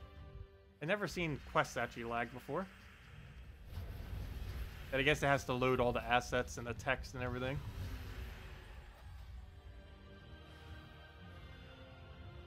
Hello, Michael. Welcome. Hey, Soul Gnome. We should only need about 13 more battles now. We already saw we only need 16 moments ago. We should be almost right on top of it. 2,500 souls to go in the stack of useless souls. So aren't we approaching like 5 million almost? I haven't even been paying attention to my soul stack at all, even though we see it literally every day. I haven't actually been looking at it, because it's a pretty trivial number. Once you've maxed out everything in the game and own Dawnbringer, you basically don't ever need souls again. Current state of the game. Until they finally do something proper with Soulforge to actually sync souls. That was the whole point of Soulforge, yet still hasn't really done that properly. Hopefully it'll be updated in the future to do something with our souls. Kind of like how they'll be doing something with trait stones in sometime soon. Probably 3 patches from now. Make pet food? I'm not going to make pet food out of my pets. They shall never be converted to pet food.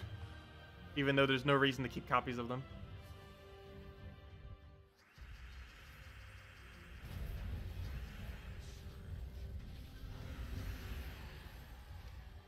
Yeah, I did make some pet food earlier for Brown when we ended up crafting it from Soulforge, but I haven't bothered doing it for any other color. The only reason I did that was to get Mimic for some free gold.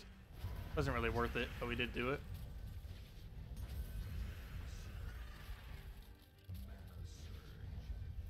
Hello, Carlo. Welcome. We got new mail. What is that new mail from? Probably a legendary task of some sort. There we go. Throw that down. There's Sunbird. And should be a few more battles, and then Deathknight level 100. There we go. Never mind. We're already there. Deathknight 100.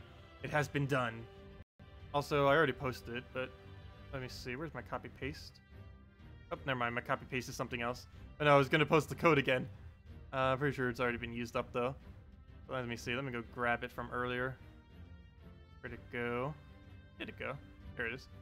Let me go grab it just in case it's still active. Pretty sure it's not, but you never know. Might be. Anyways, there's the code. And now we have Deathknight maxed. So that doesn't really help Deathknight much, but 1 hero class down. Now, one thing I want to go do real quick before we move on to the next hero class.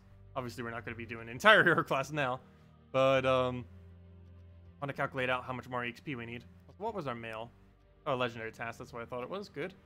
But that does remind me, if I'm not mistaken, we do still need 1 more guild member. So if anyone can do 1 million gold per week, level 1,000 plus, and can participate in all guild events, we do still need 1 person. So if you are interested, we have 1 spot left. Anyways, where were we? Deathknight. Let me go under troops, go under this, go and get our last perk. What even hat does he have? Yeah, nothing of value. I guess we would just set it to elementals gain extra magic, most likely. And that's about it. No real benefit from him having it maxed. I'm just getting it to have it.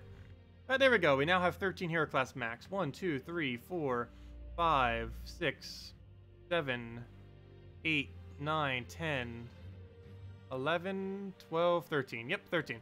Okay, so let's go do some quick math. I'm going to be doing a lot of guesstimation. So let's go and get all of these down.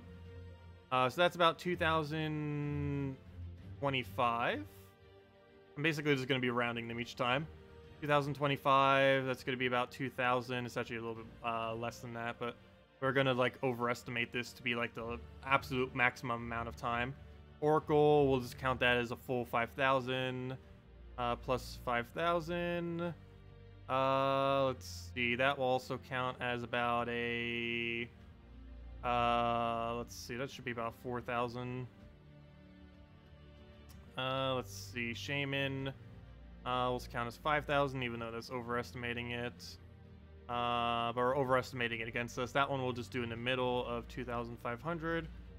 We know what value it is because 70 is halfway, so we can kind of just guess it from there.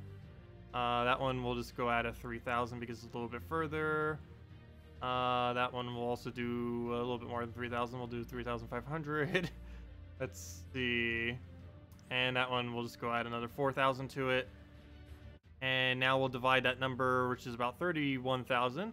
Divide that by 180. And approximately, we have 172 hours left of grinding out hero classes. So when I said about 200 hours or less, yeah, I was about right.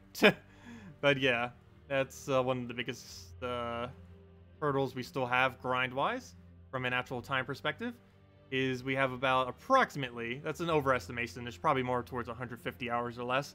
But yeah, about 172 more hours of grinding hero classes, specifically, in order to get them all maxed. And of course, that's not counting every new hero class that comes into the game. That completely excludes that value, of course. But yeah, we still have a whiles to go on that, that's for sure. That is by no means a small amount. But anyways, let's go level up a hero class like Sentinel. How do I not have Sentinel leveled already? So let's go get more leveling on Sentinel right now. I'm not even sure why I don't have that leveled more. But let's go do that right now. Edit teams, hero class. Fortunately, it does not have half mana start, but luckily this team doesn't really need it for the most part. So let's go back to the grinding. Oh, you just pulled Tesla and Gorgoltha. That's actually a pretty decent combination together as well, assuming you have Gorgoltha traded. But yeah, 172 hours. That's a lot of time. Not to mention, that increases by another 28 hours every time a new hero class is added to the game. That's not too bad. We only get one new hero class every month. And 28 hours over the course of a month is not that bad at all. Not to mention, you can get it passively upgraded as well. Not to mention the initial class event too, where you could buy some and get some automatic free XP for it. Can you give a try to Brown Guild War team? Sentinel hero with Black Manacle, Ragnagord, Behemoth, and Famine. Why Behemoth? But other than that, it seems like it would work. I guess Behemoth for some mana generation. Well, I guess the double AoE would also work. It's been ages since I've thrown Behemoth down. It was meta like 3 years ago. But then changes happened that kind of made him a little bit too inconsistent. And he does technically have mana generation and cascade chances. Just really random if he gets it.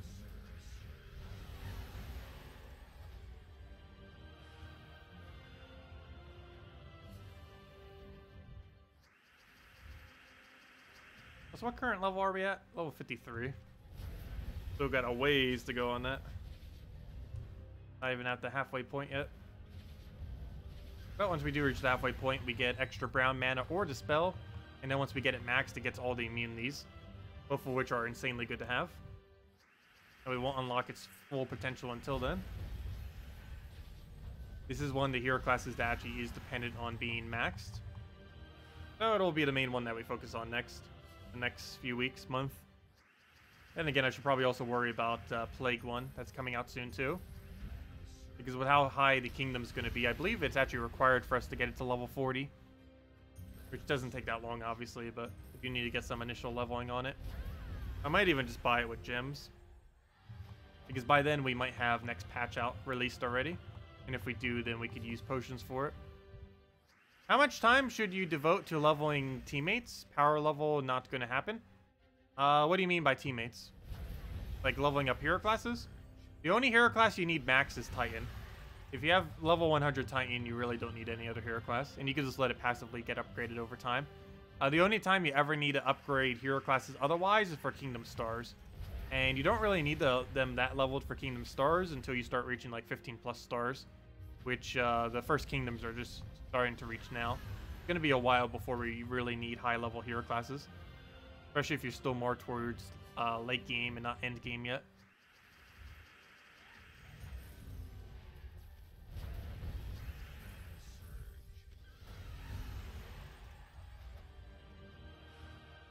What do you mean by guildmate? I'm not sure what you mean by that.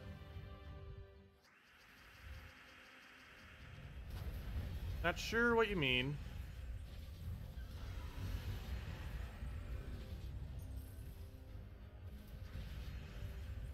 The struggle of not having half mana start. It does slow down the battle slightly. There we go.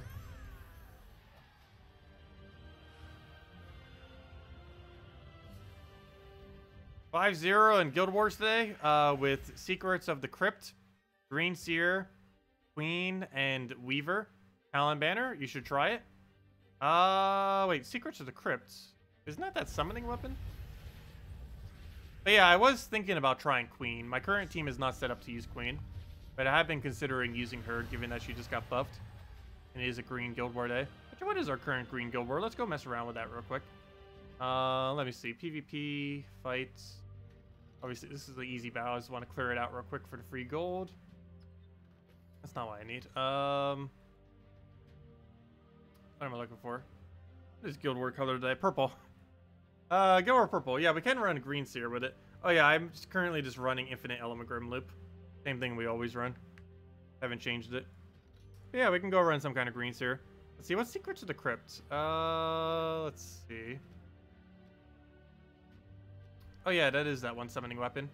Heal a bunch of life, weakest enemy, summon random undead. Or 2 weakest enemies. Oh yeah, it does gain a lot of life so you don't die, doesn't it? And you use it as a tanky hero class like Titan. Give it a shot. Secret of the Crypt. Why do I not have it maxed? Create a Bone Storm. That is why I don't have it maxed. Oh, that would explain that. Yeah, we don't want a Bone Storm.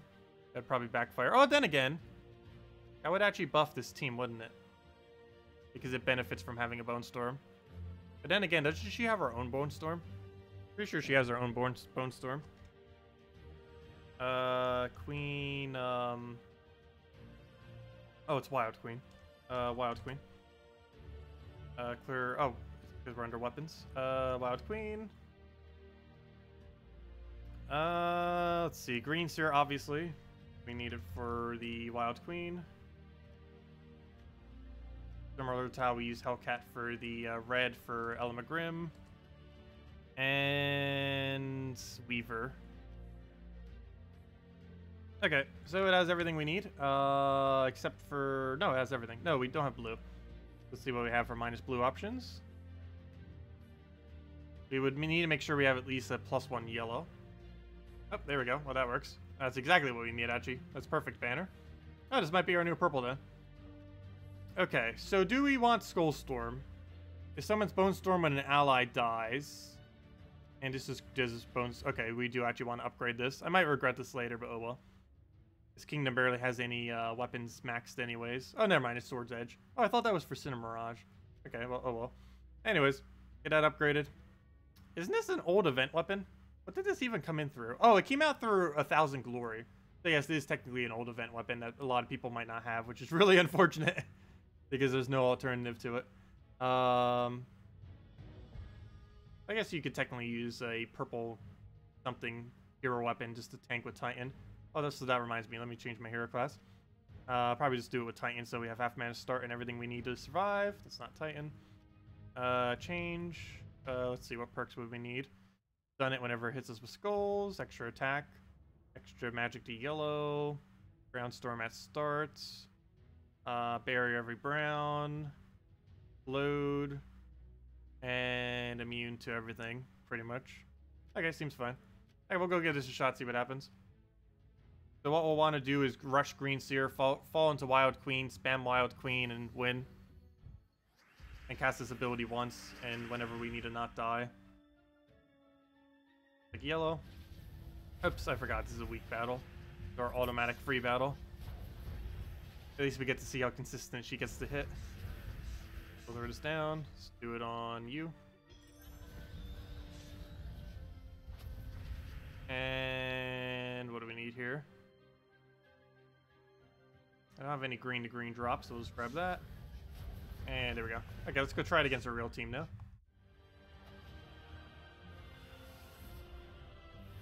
What do we have? What do we have? Okay.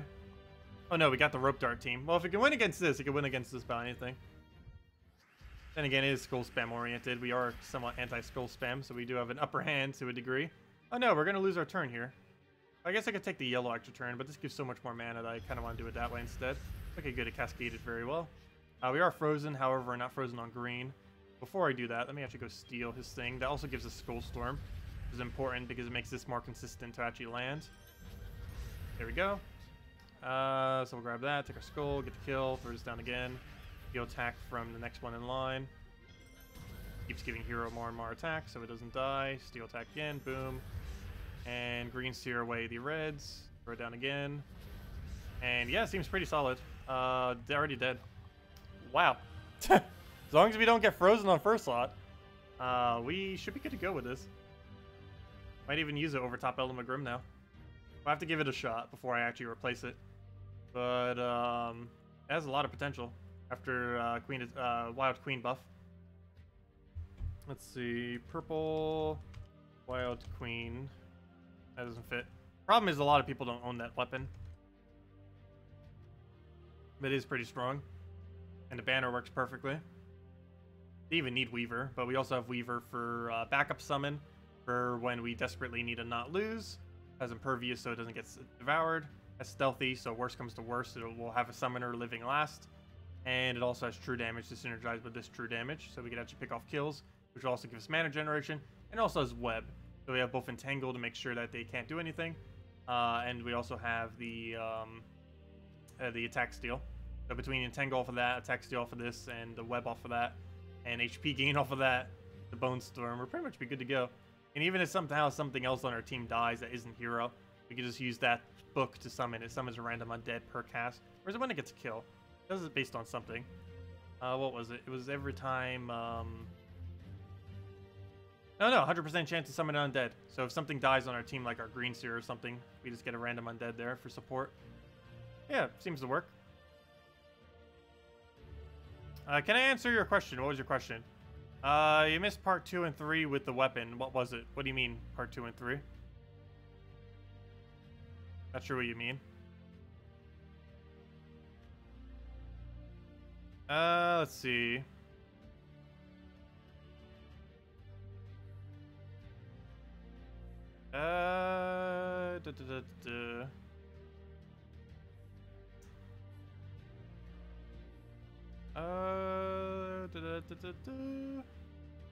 Yeah, what was your question? I'm trying to like read through that, and I've heard other things there. I still understand your question. Should you try to max out every Del faction, or is it better to keep a certain level? You should max out literally every faction in the game, except for whichever one you want to farm. Currently, I'm farming Warrens. It is the best faction in the game to be farming in the current state of the game. So I'm personally just doing Warrens. But I would say max all of them except for one. Ideally, Warrens would be that one that you wouldn't max. However, it could be literally anyone, and you still get pretty decent loot. And if you currently have all of them above a farmable range, you could just wait until another faction comes in and just simply farm that one then. But yeah, ideally you do want to start getting most of them maxed, or at least close to max, like 2,100 is the main goal you want to be aiming for every kingdom. At minimum, for every kingdom, other than the one you're farming, you want to get 2,100 total points. You want to get 500 delve completion, 500 delve completion deathless, at least level 100 pure faction delve. You can go higher if you want. However, at minimum, you want to do 100 because that ends up giving another pet upgrade. The reason you want to go that high is you end up getting the pet plus 1 free pet upgrade. Getting to 2,200 does not really give you any benefit because that's not enough to upgrade the pet again. You only get another benefit until 2,300. However, 2,300 is really difficult. So normally 2,100 or 2,150 is where you aim for. But yeah, you want to get 500 completion deathless. At minimum, level 100 delve completion. Higher is fine, though 100 is the minimum you want to do. And of course, get level 100 horde. And you want to do that for every faction except the one you're farming over time. Or at least start working towards it on every faction. Takes a while, but it gets there over time. Have to keep chipping at it every day with the 3 battles you have. What was I about to do? We finished the pet, right? Let me just double check real quick. Yeah, we did. Oh yeah, we ended up getting 3 copies of it too. Really nice. And yeah, let's go back to the grind. The overworld. Back to the woods of Magrim. How many of your guild already played Guild War today? Not that many. I believe only 2/3 has. We also have 1 person who hasn't done any battles, and we're also missing an entire person. We're likely going to make dead last, actually, because we're kind of missing 2 people at the moment. Oops, this is not the team I meant to use for Explore. Though, oddly enough, it still won pretty quickly. But that is not the team I want. That is for Guild Wars today. The team I want is this one.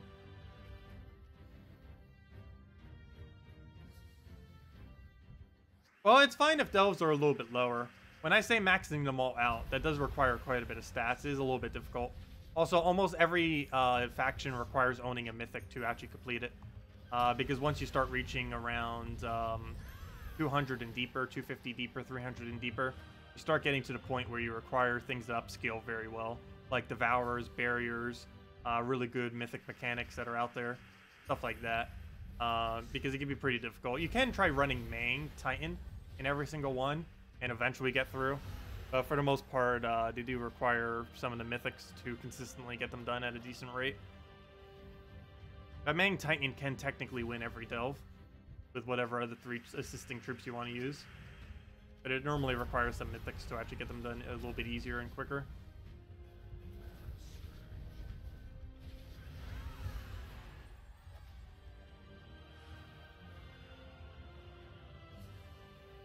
But yeah, it does require quite a bit of stats. Normally, when I say, like, maxing out a delve, I would say it normally would require level 10 all kingdoms and level 5 all kingdoms before you can realistically get a level 500 delve. Just because anything prior to that, you probably don't have enough stats.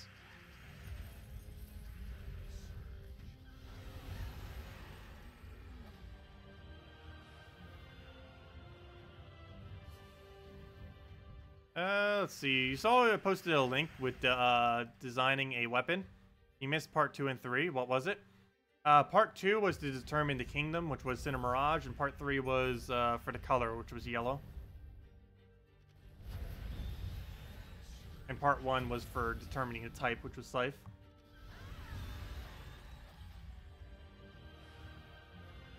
But yeah, currently it's going to be a yellow Scythe. Well, it's probably going to use 2 colors. But currently it's a yellow Scythe from Cinder Mirage.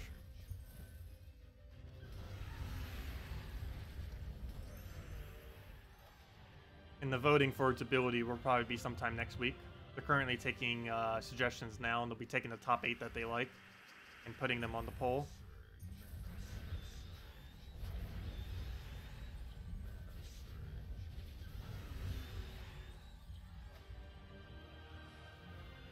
Also, they made mention on the previous Q&A that they might have in-game polling, which would be pretty cool.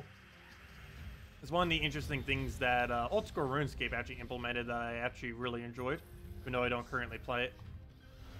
Seemed like it was pretty useful. Because it helps give an idea of if the community actually wants something. Of course, it's not the best of ideas, because of course most people, if they could vote on something that would make the game easier, would vote on that thing that makes the game easier. But, you know, for things like actual, like graphical changes or anything else like that, or new game modes or feedback on stuff, it's a good way to kind of gauge it.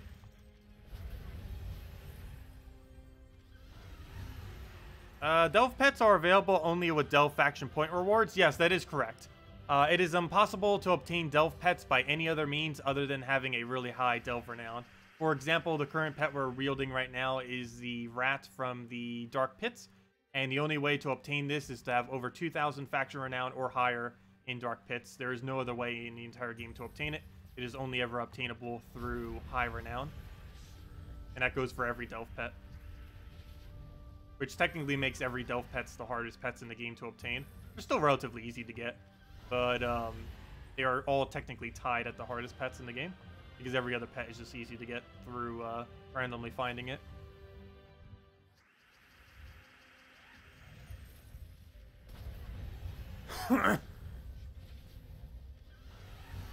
Is there a way to get Trickster Shot now? Unfortunately, there's currently no way to obtain Trickster Shot now, because they still haven't really added a way to obtain all old event weapons. They will be doing something to address this in the future, however, they haven't done it yet.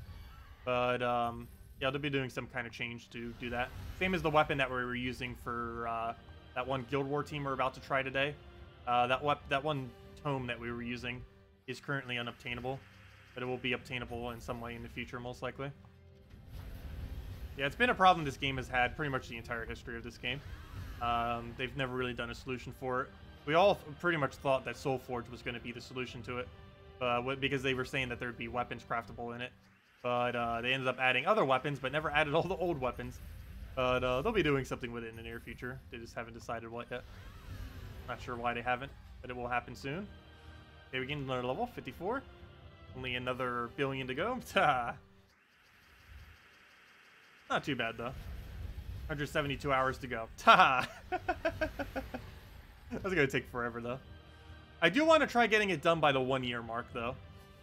Hero classes have only been out, or as far as leveling hero classes has only been out for around, what, 7 months now? 8 months? And by the 1 year mark, I do want to have it maxed. I actually need to go double check that. I believe it came in, was it August? No, I think it was a little bit earlier than August. I think it was July. I want to say July. Yeah, I'm pretty sure it was July. July or right before July. Somewhere around that area. We ended up getting the capability of leveling hero classes. Yeah, I believe it was July. So we have, like, what? That's 4 months then. We finished leveling every hero class. Which means... Oh, that's a lot of time, though. If that is the case, let's say July, so that's what? That's,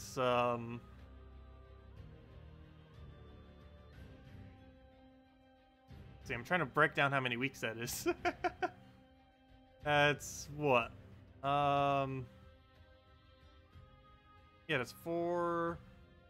That's about 16 weeks. 17 weeks, 16 weeks, 17 weeks. Let's just say 17 weeks. So that means, if it is about 17 weeks, that means about 10 hours every week we would have to specifically spend soul farming. And that's not even counting the new... Oh, no, that's not counting the new ones that come in during that time either. Oh, no, we'd have to add that to it. So if you add that, that's 28 per new one. We're getting 4 new ones in that time. So 28 4 times. 1, 2, 3, 4. That brings the time up to about 284 hours or so. And then you divide that by about 17 weeks or so. That means we would have to spend... No way! Ah, that's a bit of time. We would have to spend about 17 hours, 16 to 17 hours per week soul farming, or not soul farming, leveling hero classes in order to have every hero class maxed by the 1 year mark. And that includes all new hero classes. However, we could throw gems to obfuscate that. Plus, there's passive ways that we obtain EXP automatically. That doesn't count specifically farming. But we'd have to do about 16 to 17 hours of explore every week for the next 4 months, basically, in order to get that done by the 1 year mark. A lot of time.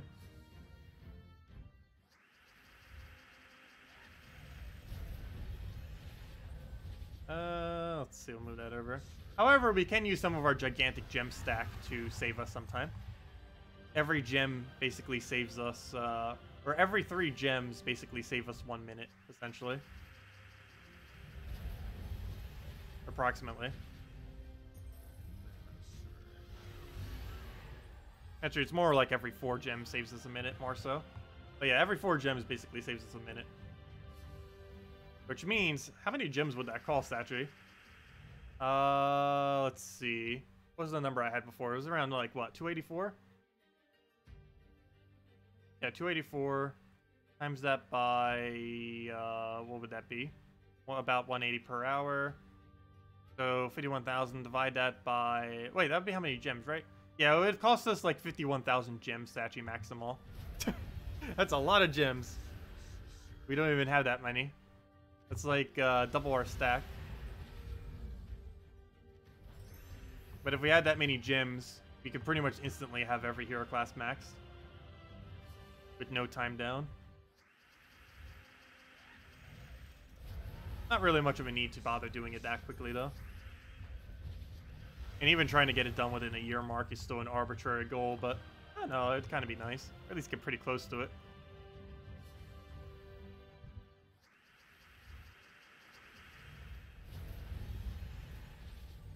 Because once we finally get every hero class maxed, we don't really need to worry about them too much. Because then it only takes about 28 hours per month to get the next one maxed, which doesn't take that long. Whenever they keep adding a new one.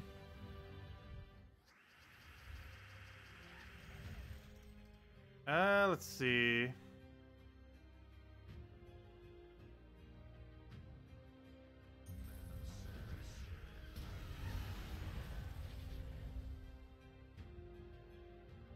That's a little bit less than 3 hours a day, yes, but the biggest issue with that is we'd have to be doing Explore the entire time. And the problem with that is that could get really repetitive to stream. Like, it doesn't matter if we throw it in, like, here or there. But, I don't know. Maybe we could have, like, a really long day of infinite grinding day. Where we throw down, like, a 12-hour stream of just grinding. So I'd probably, like, tear my hair out if I did that. I would no longer have this mustache. But, yeah, it'd probably be better to spread it out. But the problem with spreading it out is, I don't know, it's not the most interesting of things to watch. Of course, we can still chat about stuff and other stuff. But, it doesn't have as much variation as other pieces of content.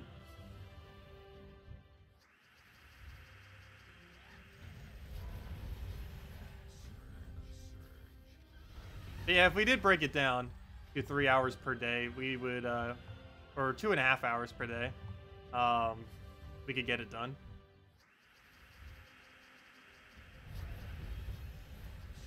Breaking it down doesn't seem as much.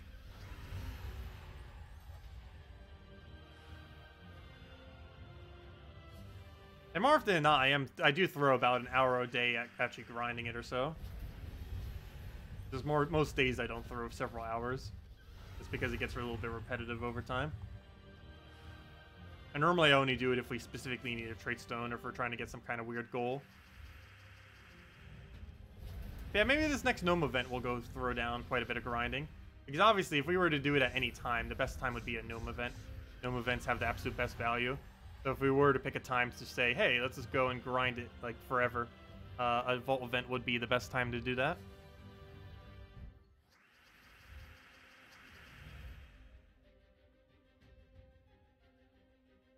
Oh yeah, I used to be able to like grind out PvP for like tens of hours. I don't currently. Normally if I play PvP, it's for like half an hour to an hour normally. Maybe a little bit more sometimes. Let's see. It depends if we have anything new to use. More often than not. Michael, I don't know what the message you just sent.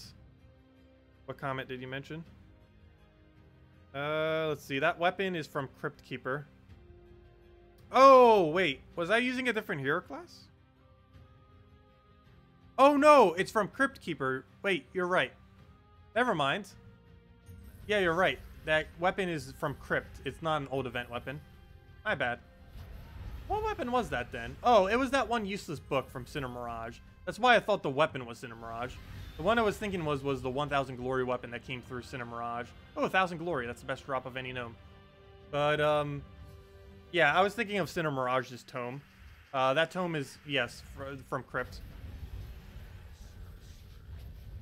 Completely forgot about that. It's one of the few good delve weapons. Oh, 20 gem. Wow. He's got really good loot all of a sudden. Maybe I should mention Vault Event more often. Feels like a Vault Event. We just got 1,000 glory followed by 20 gems. Like 2 of the best drops any gnome has. Among 2 of them.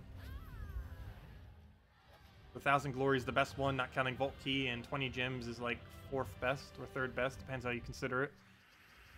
Like 4th or 5th or 3rd. 1 to 3. Depends how you value 20 gems.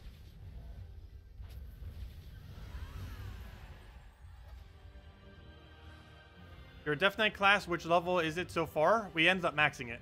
It's level 100. We just got it maxed like, what, 10 minutes ago? Now we're currently working on Sentinel, because we need to get that to level 100. Not sure why I haven't already done this. But it's one of the most useful hero classes in the game. I haven't even maxed it yet. One of the reasons I haven't been using it much is because we don't have it maxed. Need to get this thing maxed next. Still going to be a while until we do, but it's our next order of business as far as maxing is concerned.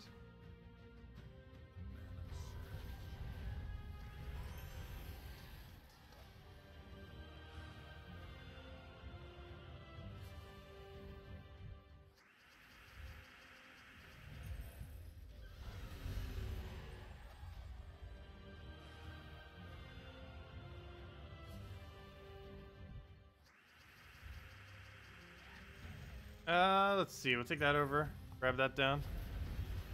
If you have a linked account at Gems of War database, you can check exactly how many times you use troops in PvP. Yes, that is correct. It has a full breakdown.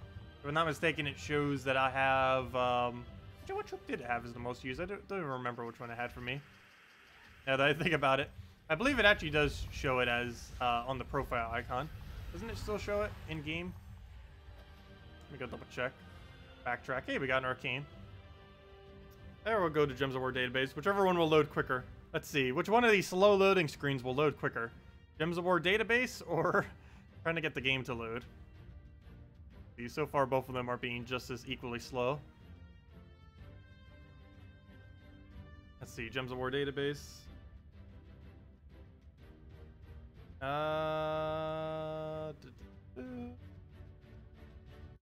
Apparently the game's going to be quicker. Okay, let's see. Take our tributes. Oh, good. We got our tributes sitting there as well. Hopefully get about 10 gems or so from that, if we'll ever load. There we go. 10 gems, 9 gems, 10 tributes. Close enough. Anyways, profile icon. Okay, what was our most used? It was the same thing on the other one. Oh, yeah, it's Infernus. At about 10,000 something times. Numbers around there. Gems of War database would have the exact number. I forget what it is off the top of my head. Yeah, there we go. Anyways, while we're here, let's go grab our PvP thingy. And go head over back to the grind. Not where I want. My Grimwoods.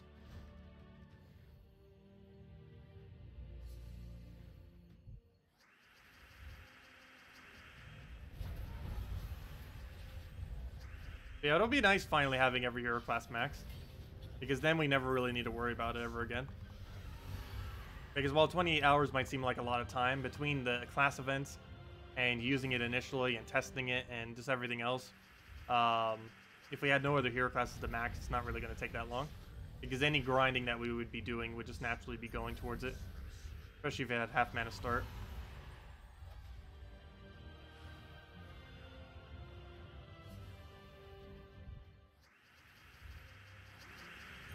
I can just grab that, throw an Sunbird down.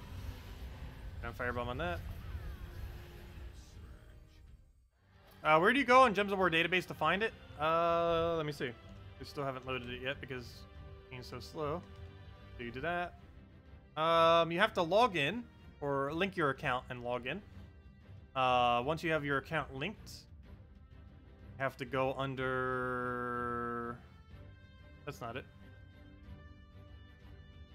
Wait, is that the right URL? I thought that was. Wait, what's the URL for it? Hold up. Don't have it bookmarked at the moment either. 1 second. Google being so slow right now. Or Chrome, I should say. That's weird. I typed in the URL and it didn't bring me there. Yeah, I type it into Google and it works. Okay. But anyways, we'll go to that. So it loads, loading. Let's see. You go click on your thing all the way in the top right. Click on your collection, or my collection where it says that. And then it should have a area to click on this screen. Will ever load. Come on. Any moment now. Well, while it's waiting, let's go do a battle.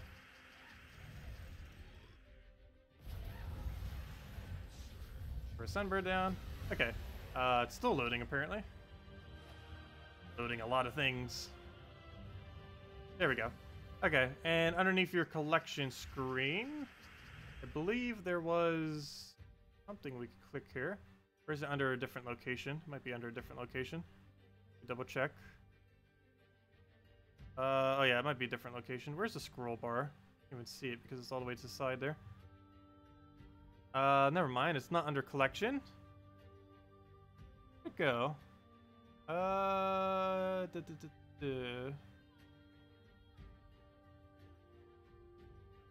Where did it go? I forget where it's located because I haven't needed it for so long.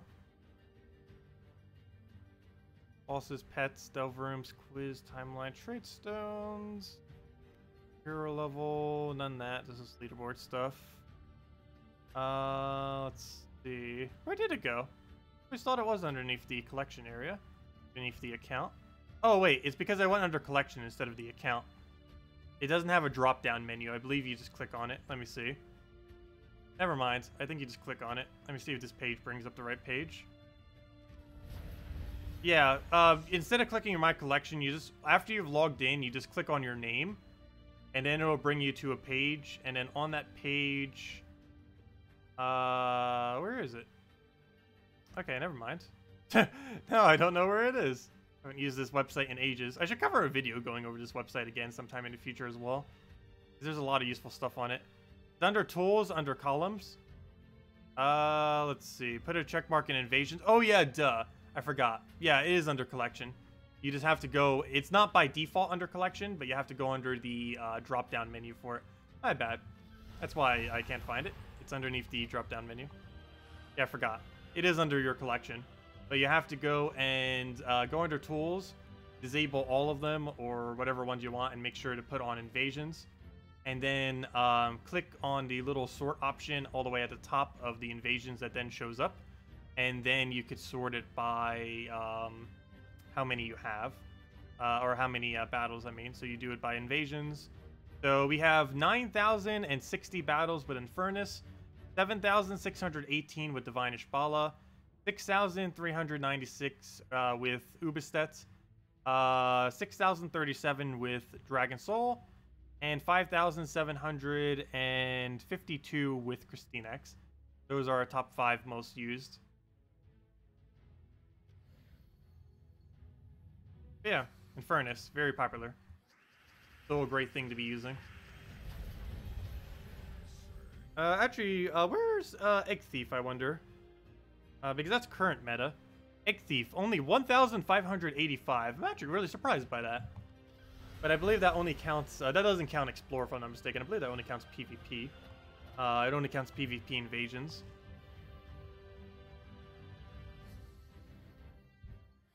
So obviously it wouldn't count like Sunbird. Actually, how high is our Sunbird? Because it would only count PvP Sunbirds. Yeah, it only has Sunbird at 1,393 for me. Wait, wrong one. 1,459. That's how many times we use Sunbird in PvP. If you count Explore, it's probably like over 20,000 or something. Something absurd. Same as Firebomb.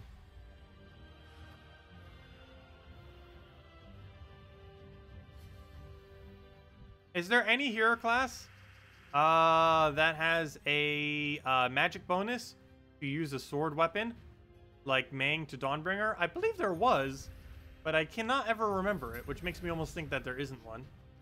But, yeah, there might not be. If it is, it's one of the really useless trees, because I don't know if there's any one that actually does, which seems kind of weird. Pretty sure every weapon does, but I don't recall it ever having one. It has to be one of those trees that like only 1 or 2 hero classes has or something. On a really useless hero class, if there is one.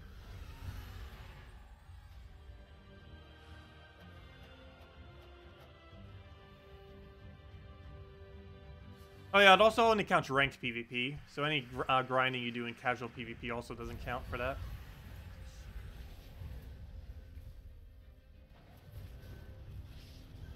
Yeah, I'm not surprised Infernus is our most used. It's one of the reasons why it's the best mythic in the game to craft first. Just really good, well-rounded, and one of the best PvP options. As far as mythics are concerned. Oh, there's another arcane to go for our stack. Grab the blue, grab a brown. But yeah, I guess we'll go for one more level for now. We'll go get level 55 and then call it a stream for now. Gotta get at least one more level though. While we're at it.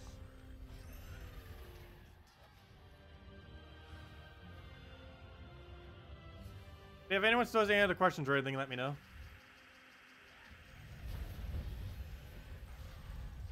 Okay, we'll take that over. What team do you use for the raid after Battle 13? There are two teams you could use. One is uses Trickster Shot, which uses the raid troop, followed by Mermaid, Nagaraki Warrior, and Trickster Shot. Alternatively, if you don't own Trickster Shots, the alternative is using the raid troop. Or not the raid troop, the bounty troop, the bounty captain, followed by Mermaid, Feral Hound, and Yagwe. Either or will work.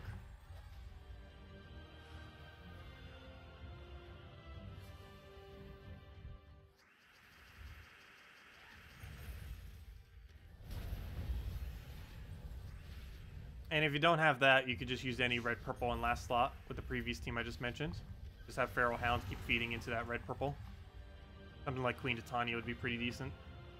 Yagwe does work better, though. Okay, I'll throw Firebomb down.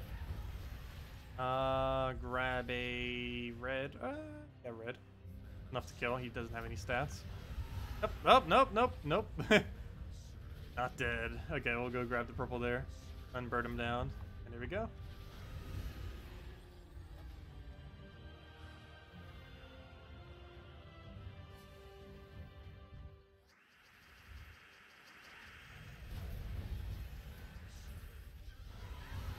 Yeah, he did it again. What's with these Kingdom and reviving? Kingdom has a lot of things that just love doing one extra summon. Get in the way of everything. Ooh, Jewel Gnome. Why am I saying ooh? That's not even good. Unless it drops a Vault Key. Every drop it has is basically bad. Yep. Horrible.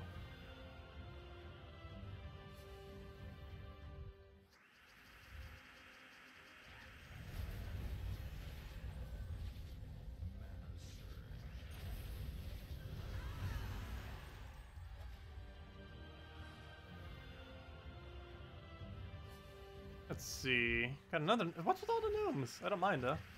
Like a Volt event today. Okay, we'll throw that down.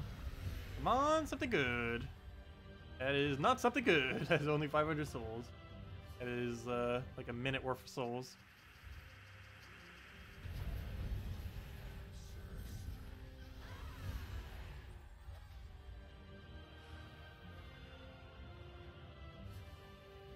Let's see. Let's go for the explosion. Grab that. Got a purple down. Got everything out. Yeah, I guess Celestial. Also, Celestial's stack's getting pretty high these days. We're almost at about 810, 820 or so. So we're almost at 1,000. Not sure if that will be useful for anything, but who knows? Maybe the Trade Zone sync will have a lot of Arcanes to trade. Yeah, a lot of Celestials to sync. Hopefully. Definitely have way too many, that's for sure.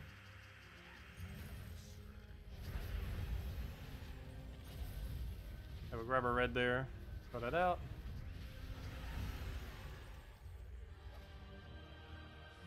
And should only need about 12 more battles or less, most likely. Be too far from that level. And then we still have another 55 to go. Or not 55, I mean 45. We're actually not even at the halfway point yet. 70's halfway. And then we need another 2,025 EXP. Or sorry, 2,525 EXP.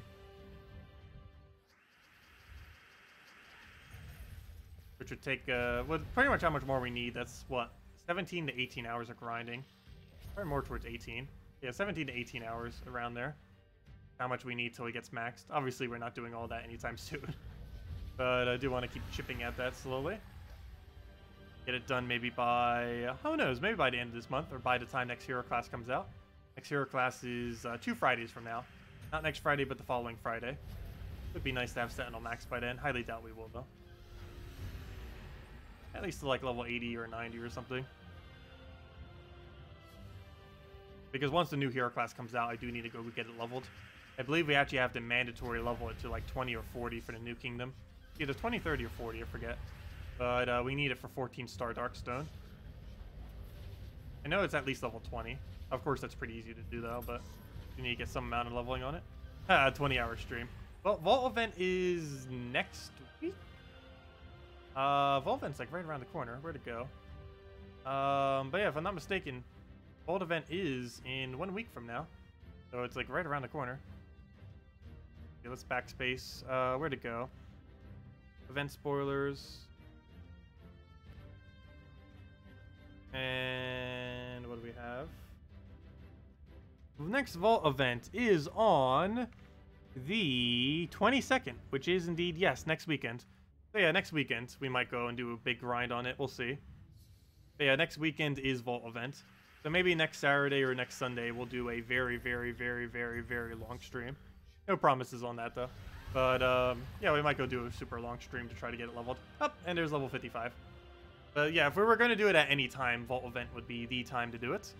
And it is next week, so it's the last opportunity we'll get before then to really get some grind done. So we might as well give it a shot. Unfortunately, it doesn't have half mana start though, which makes it so we get less gnomes ever so slightly.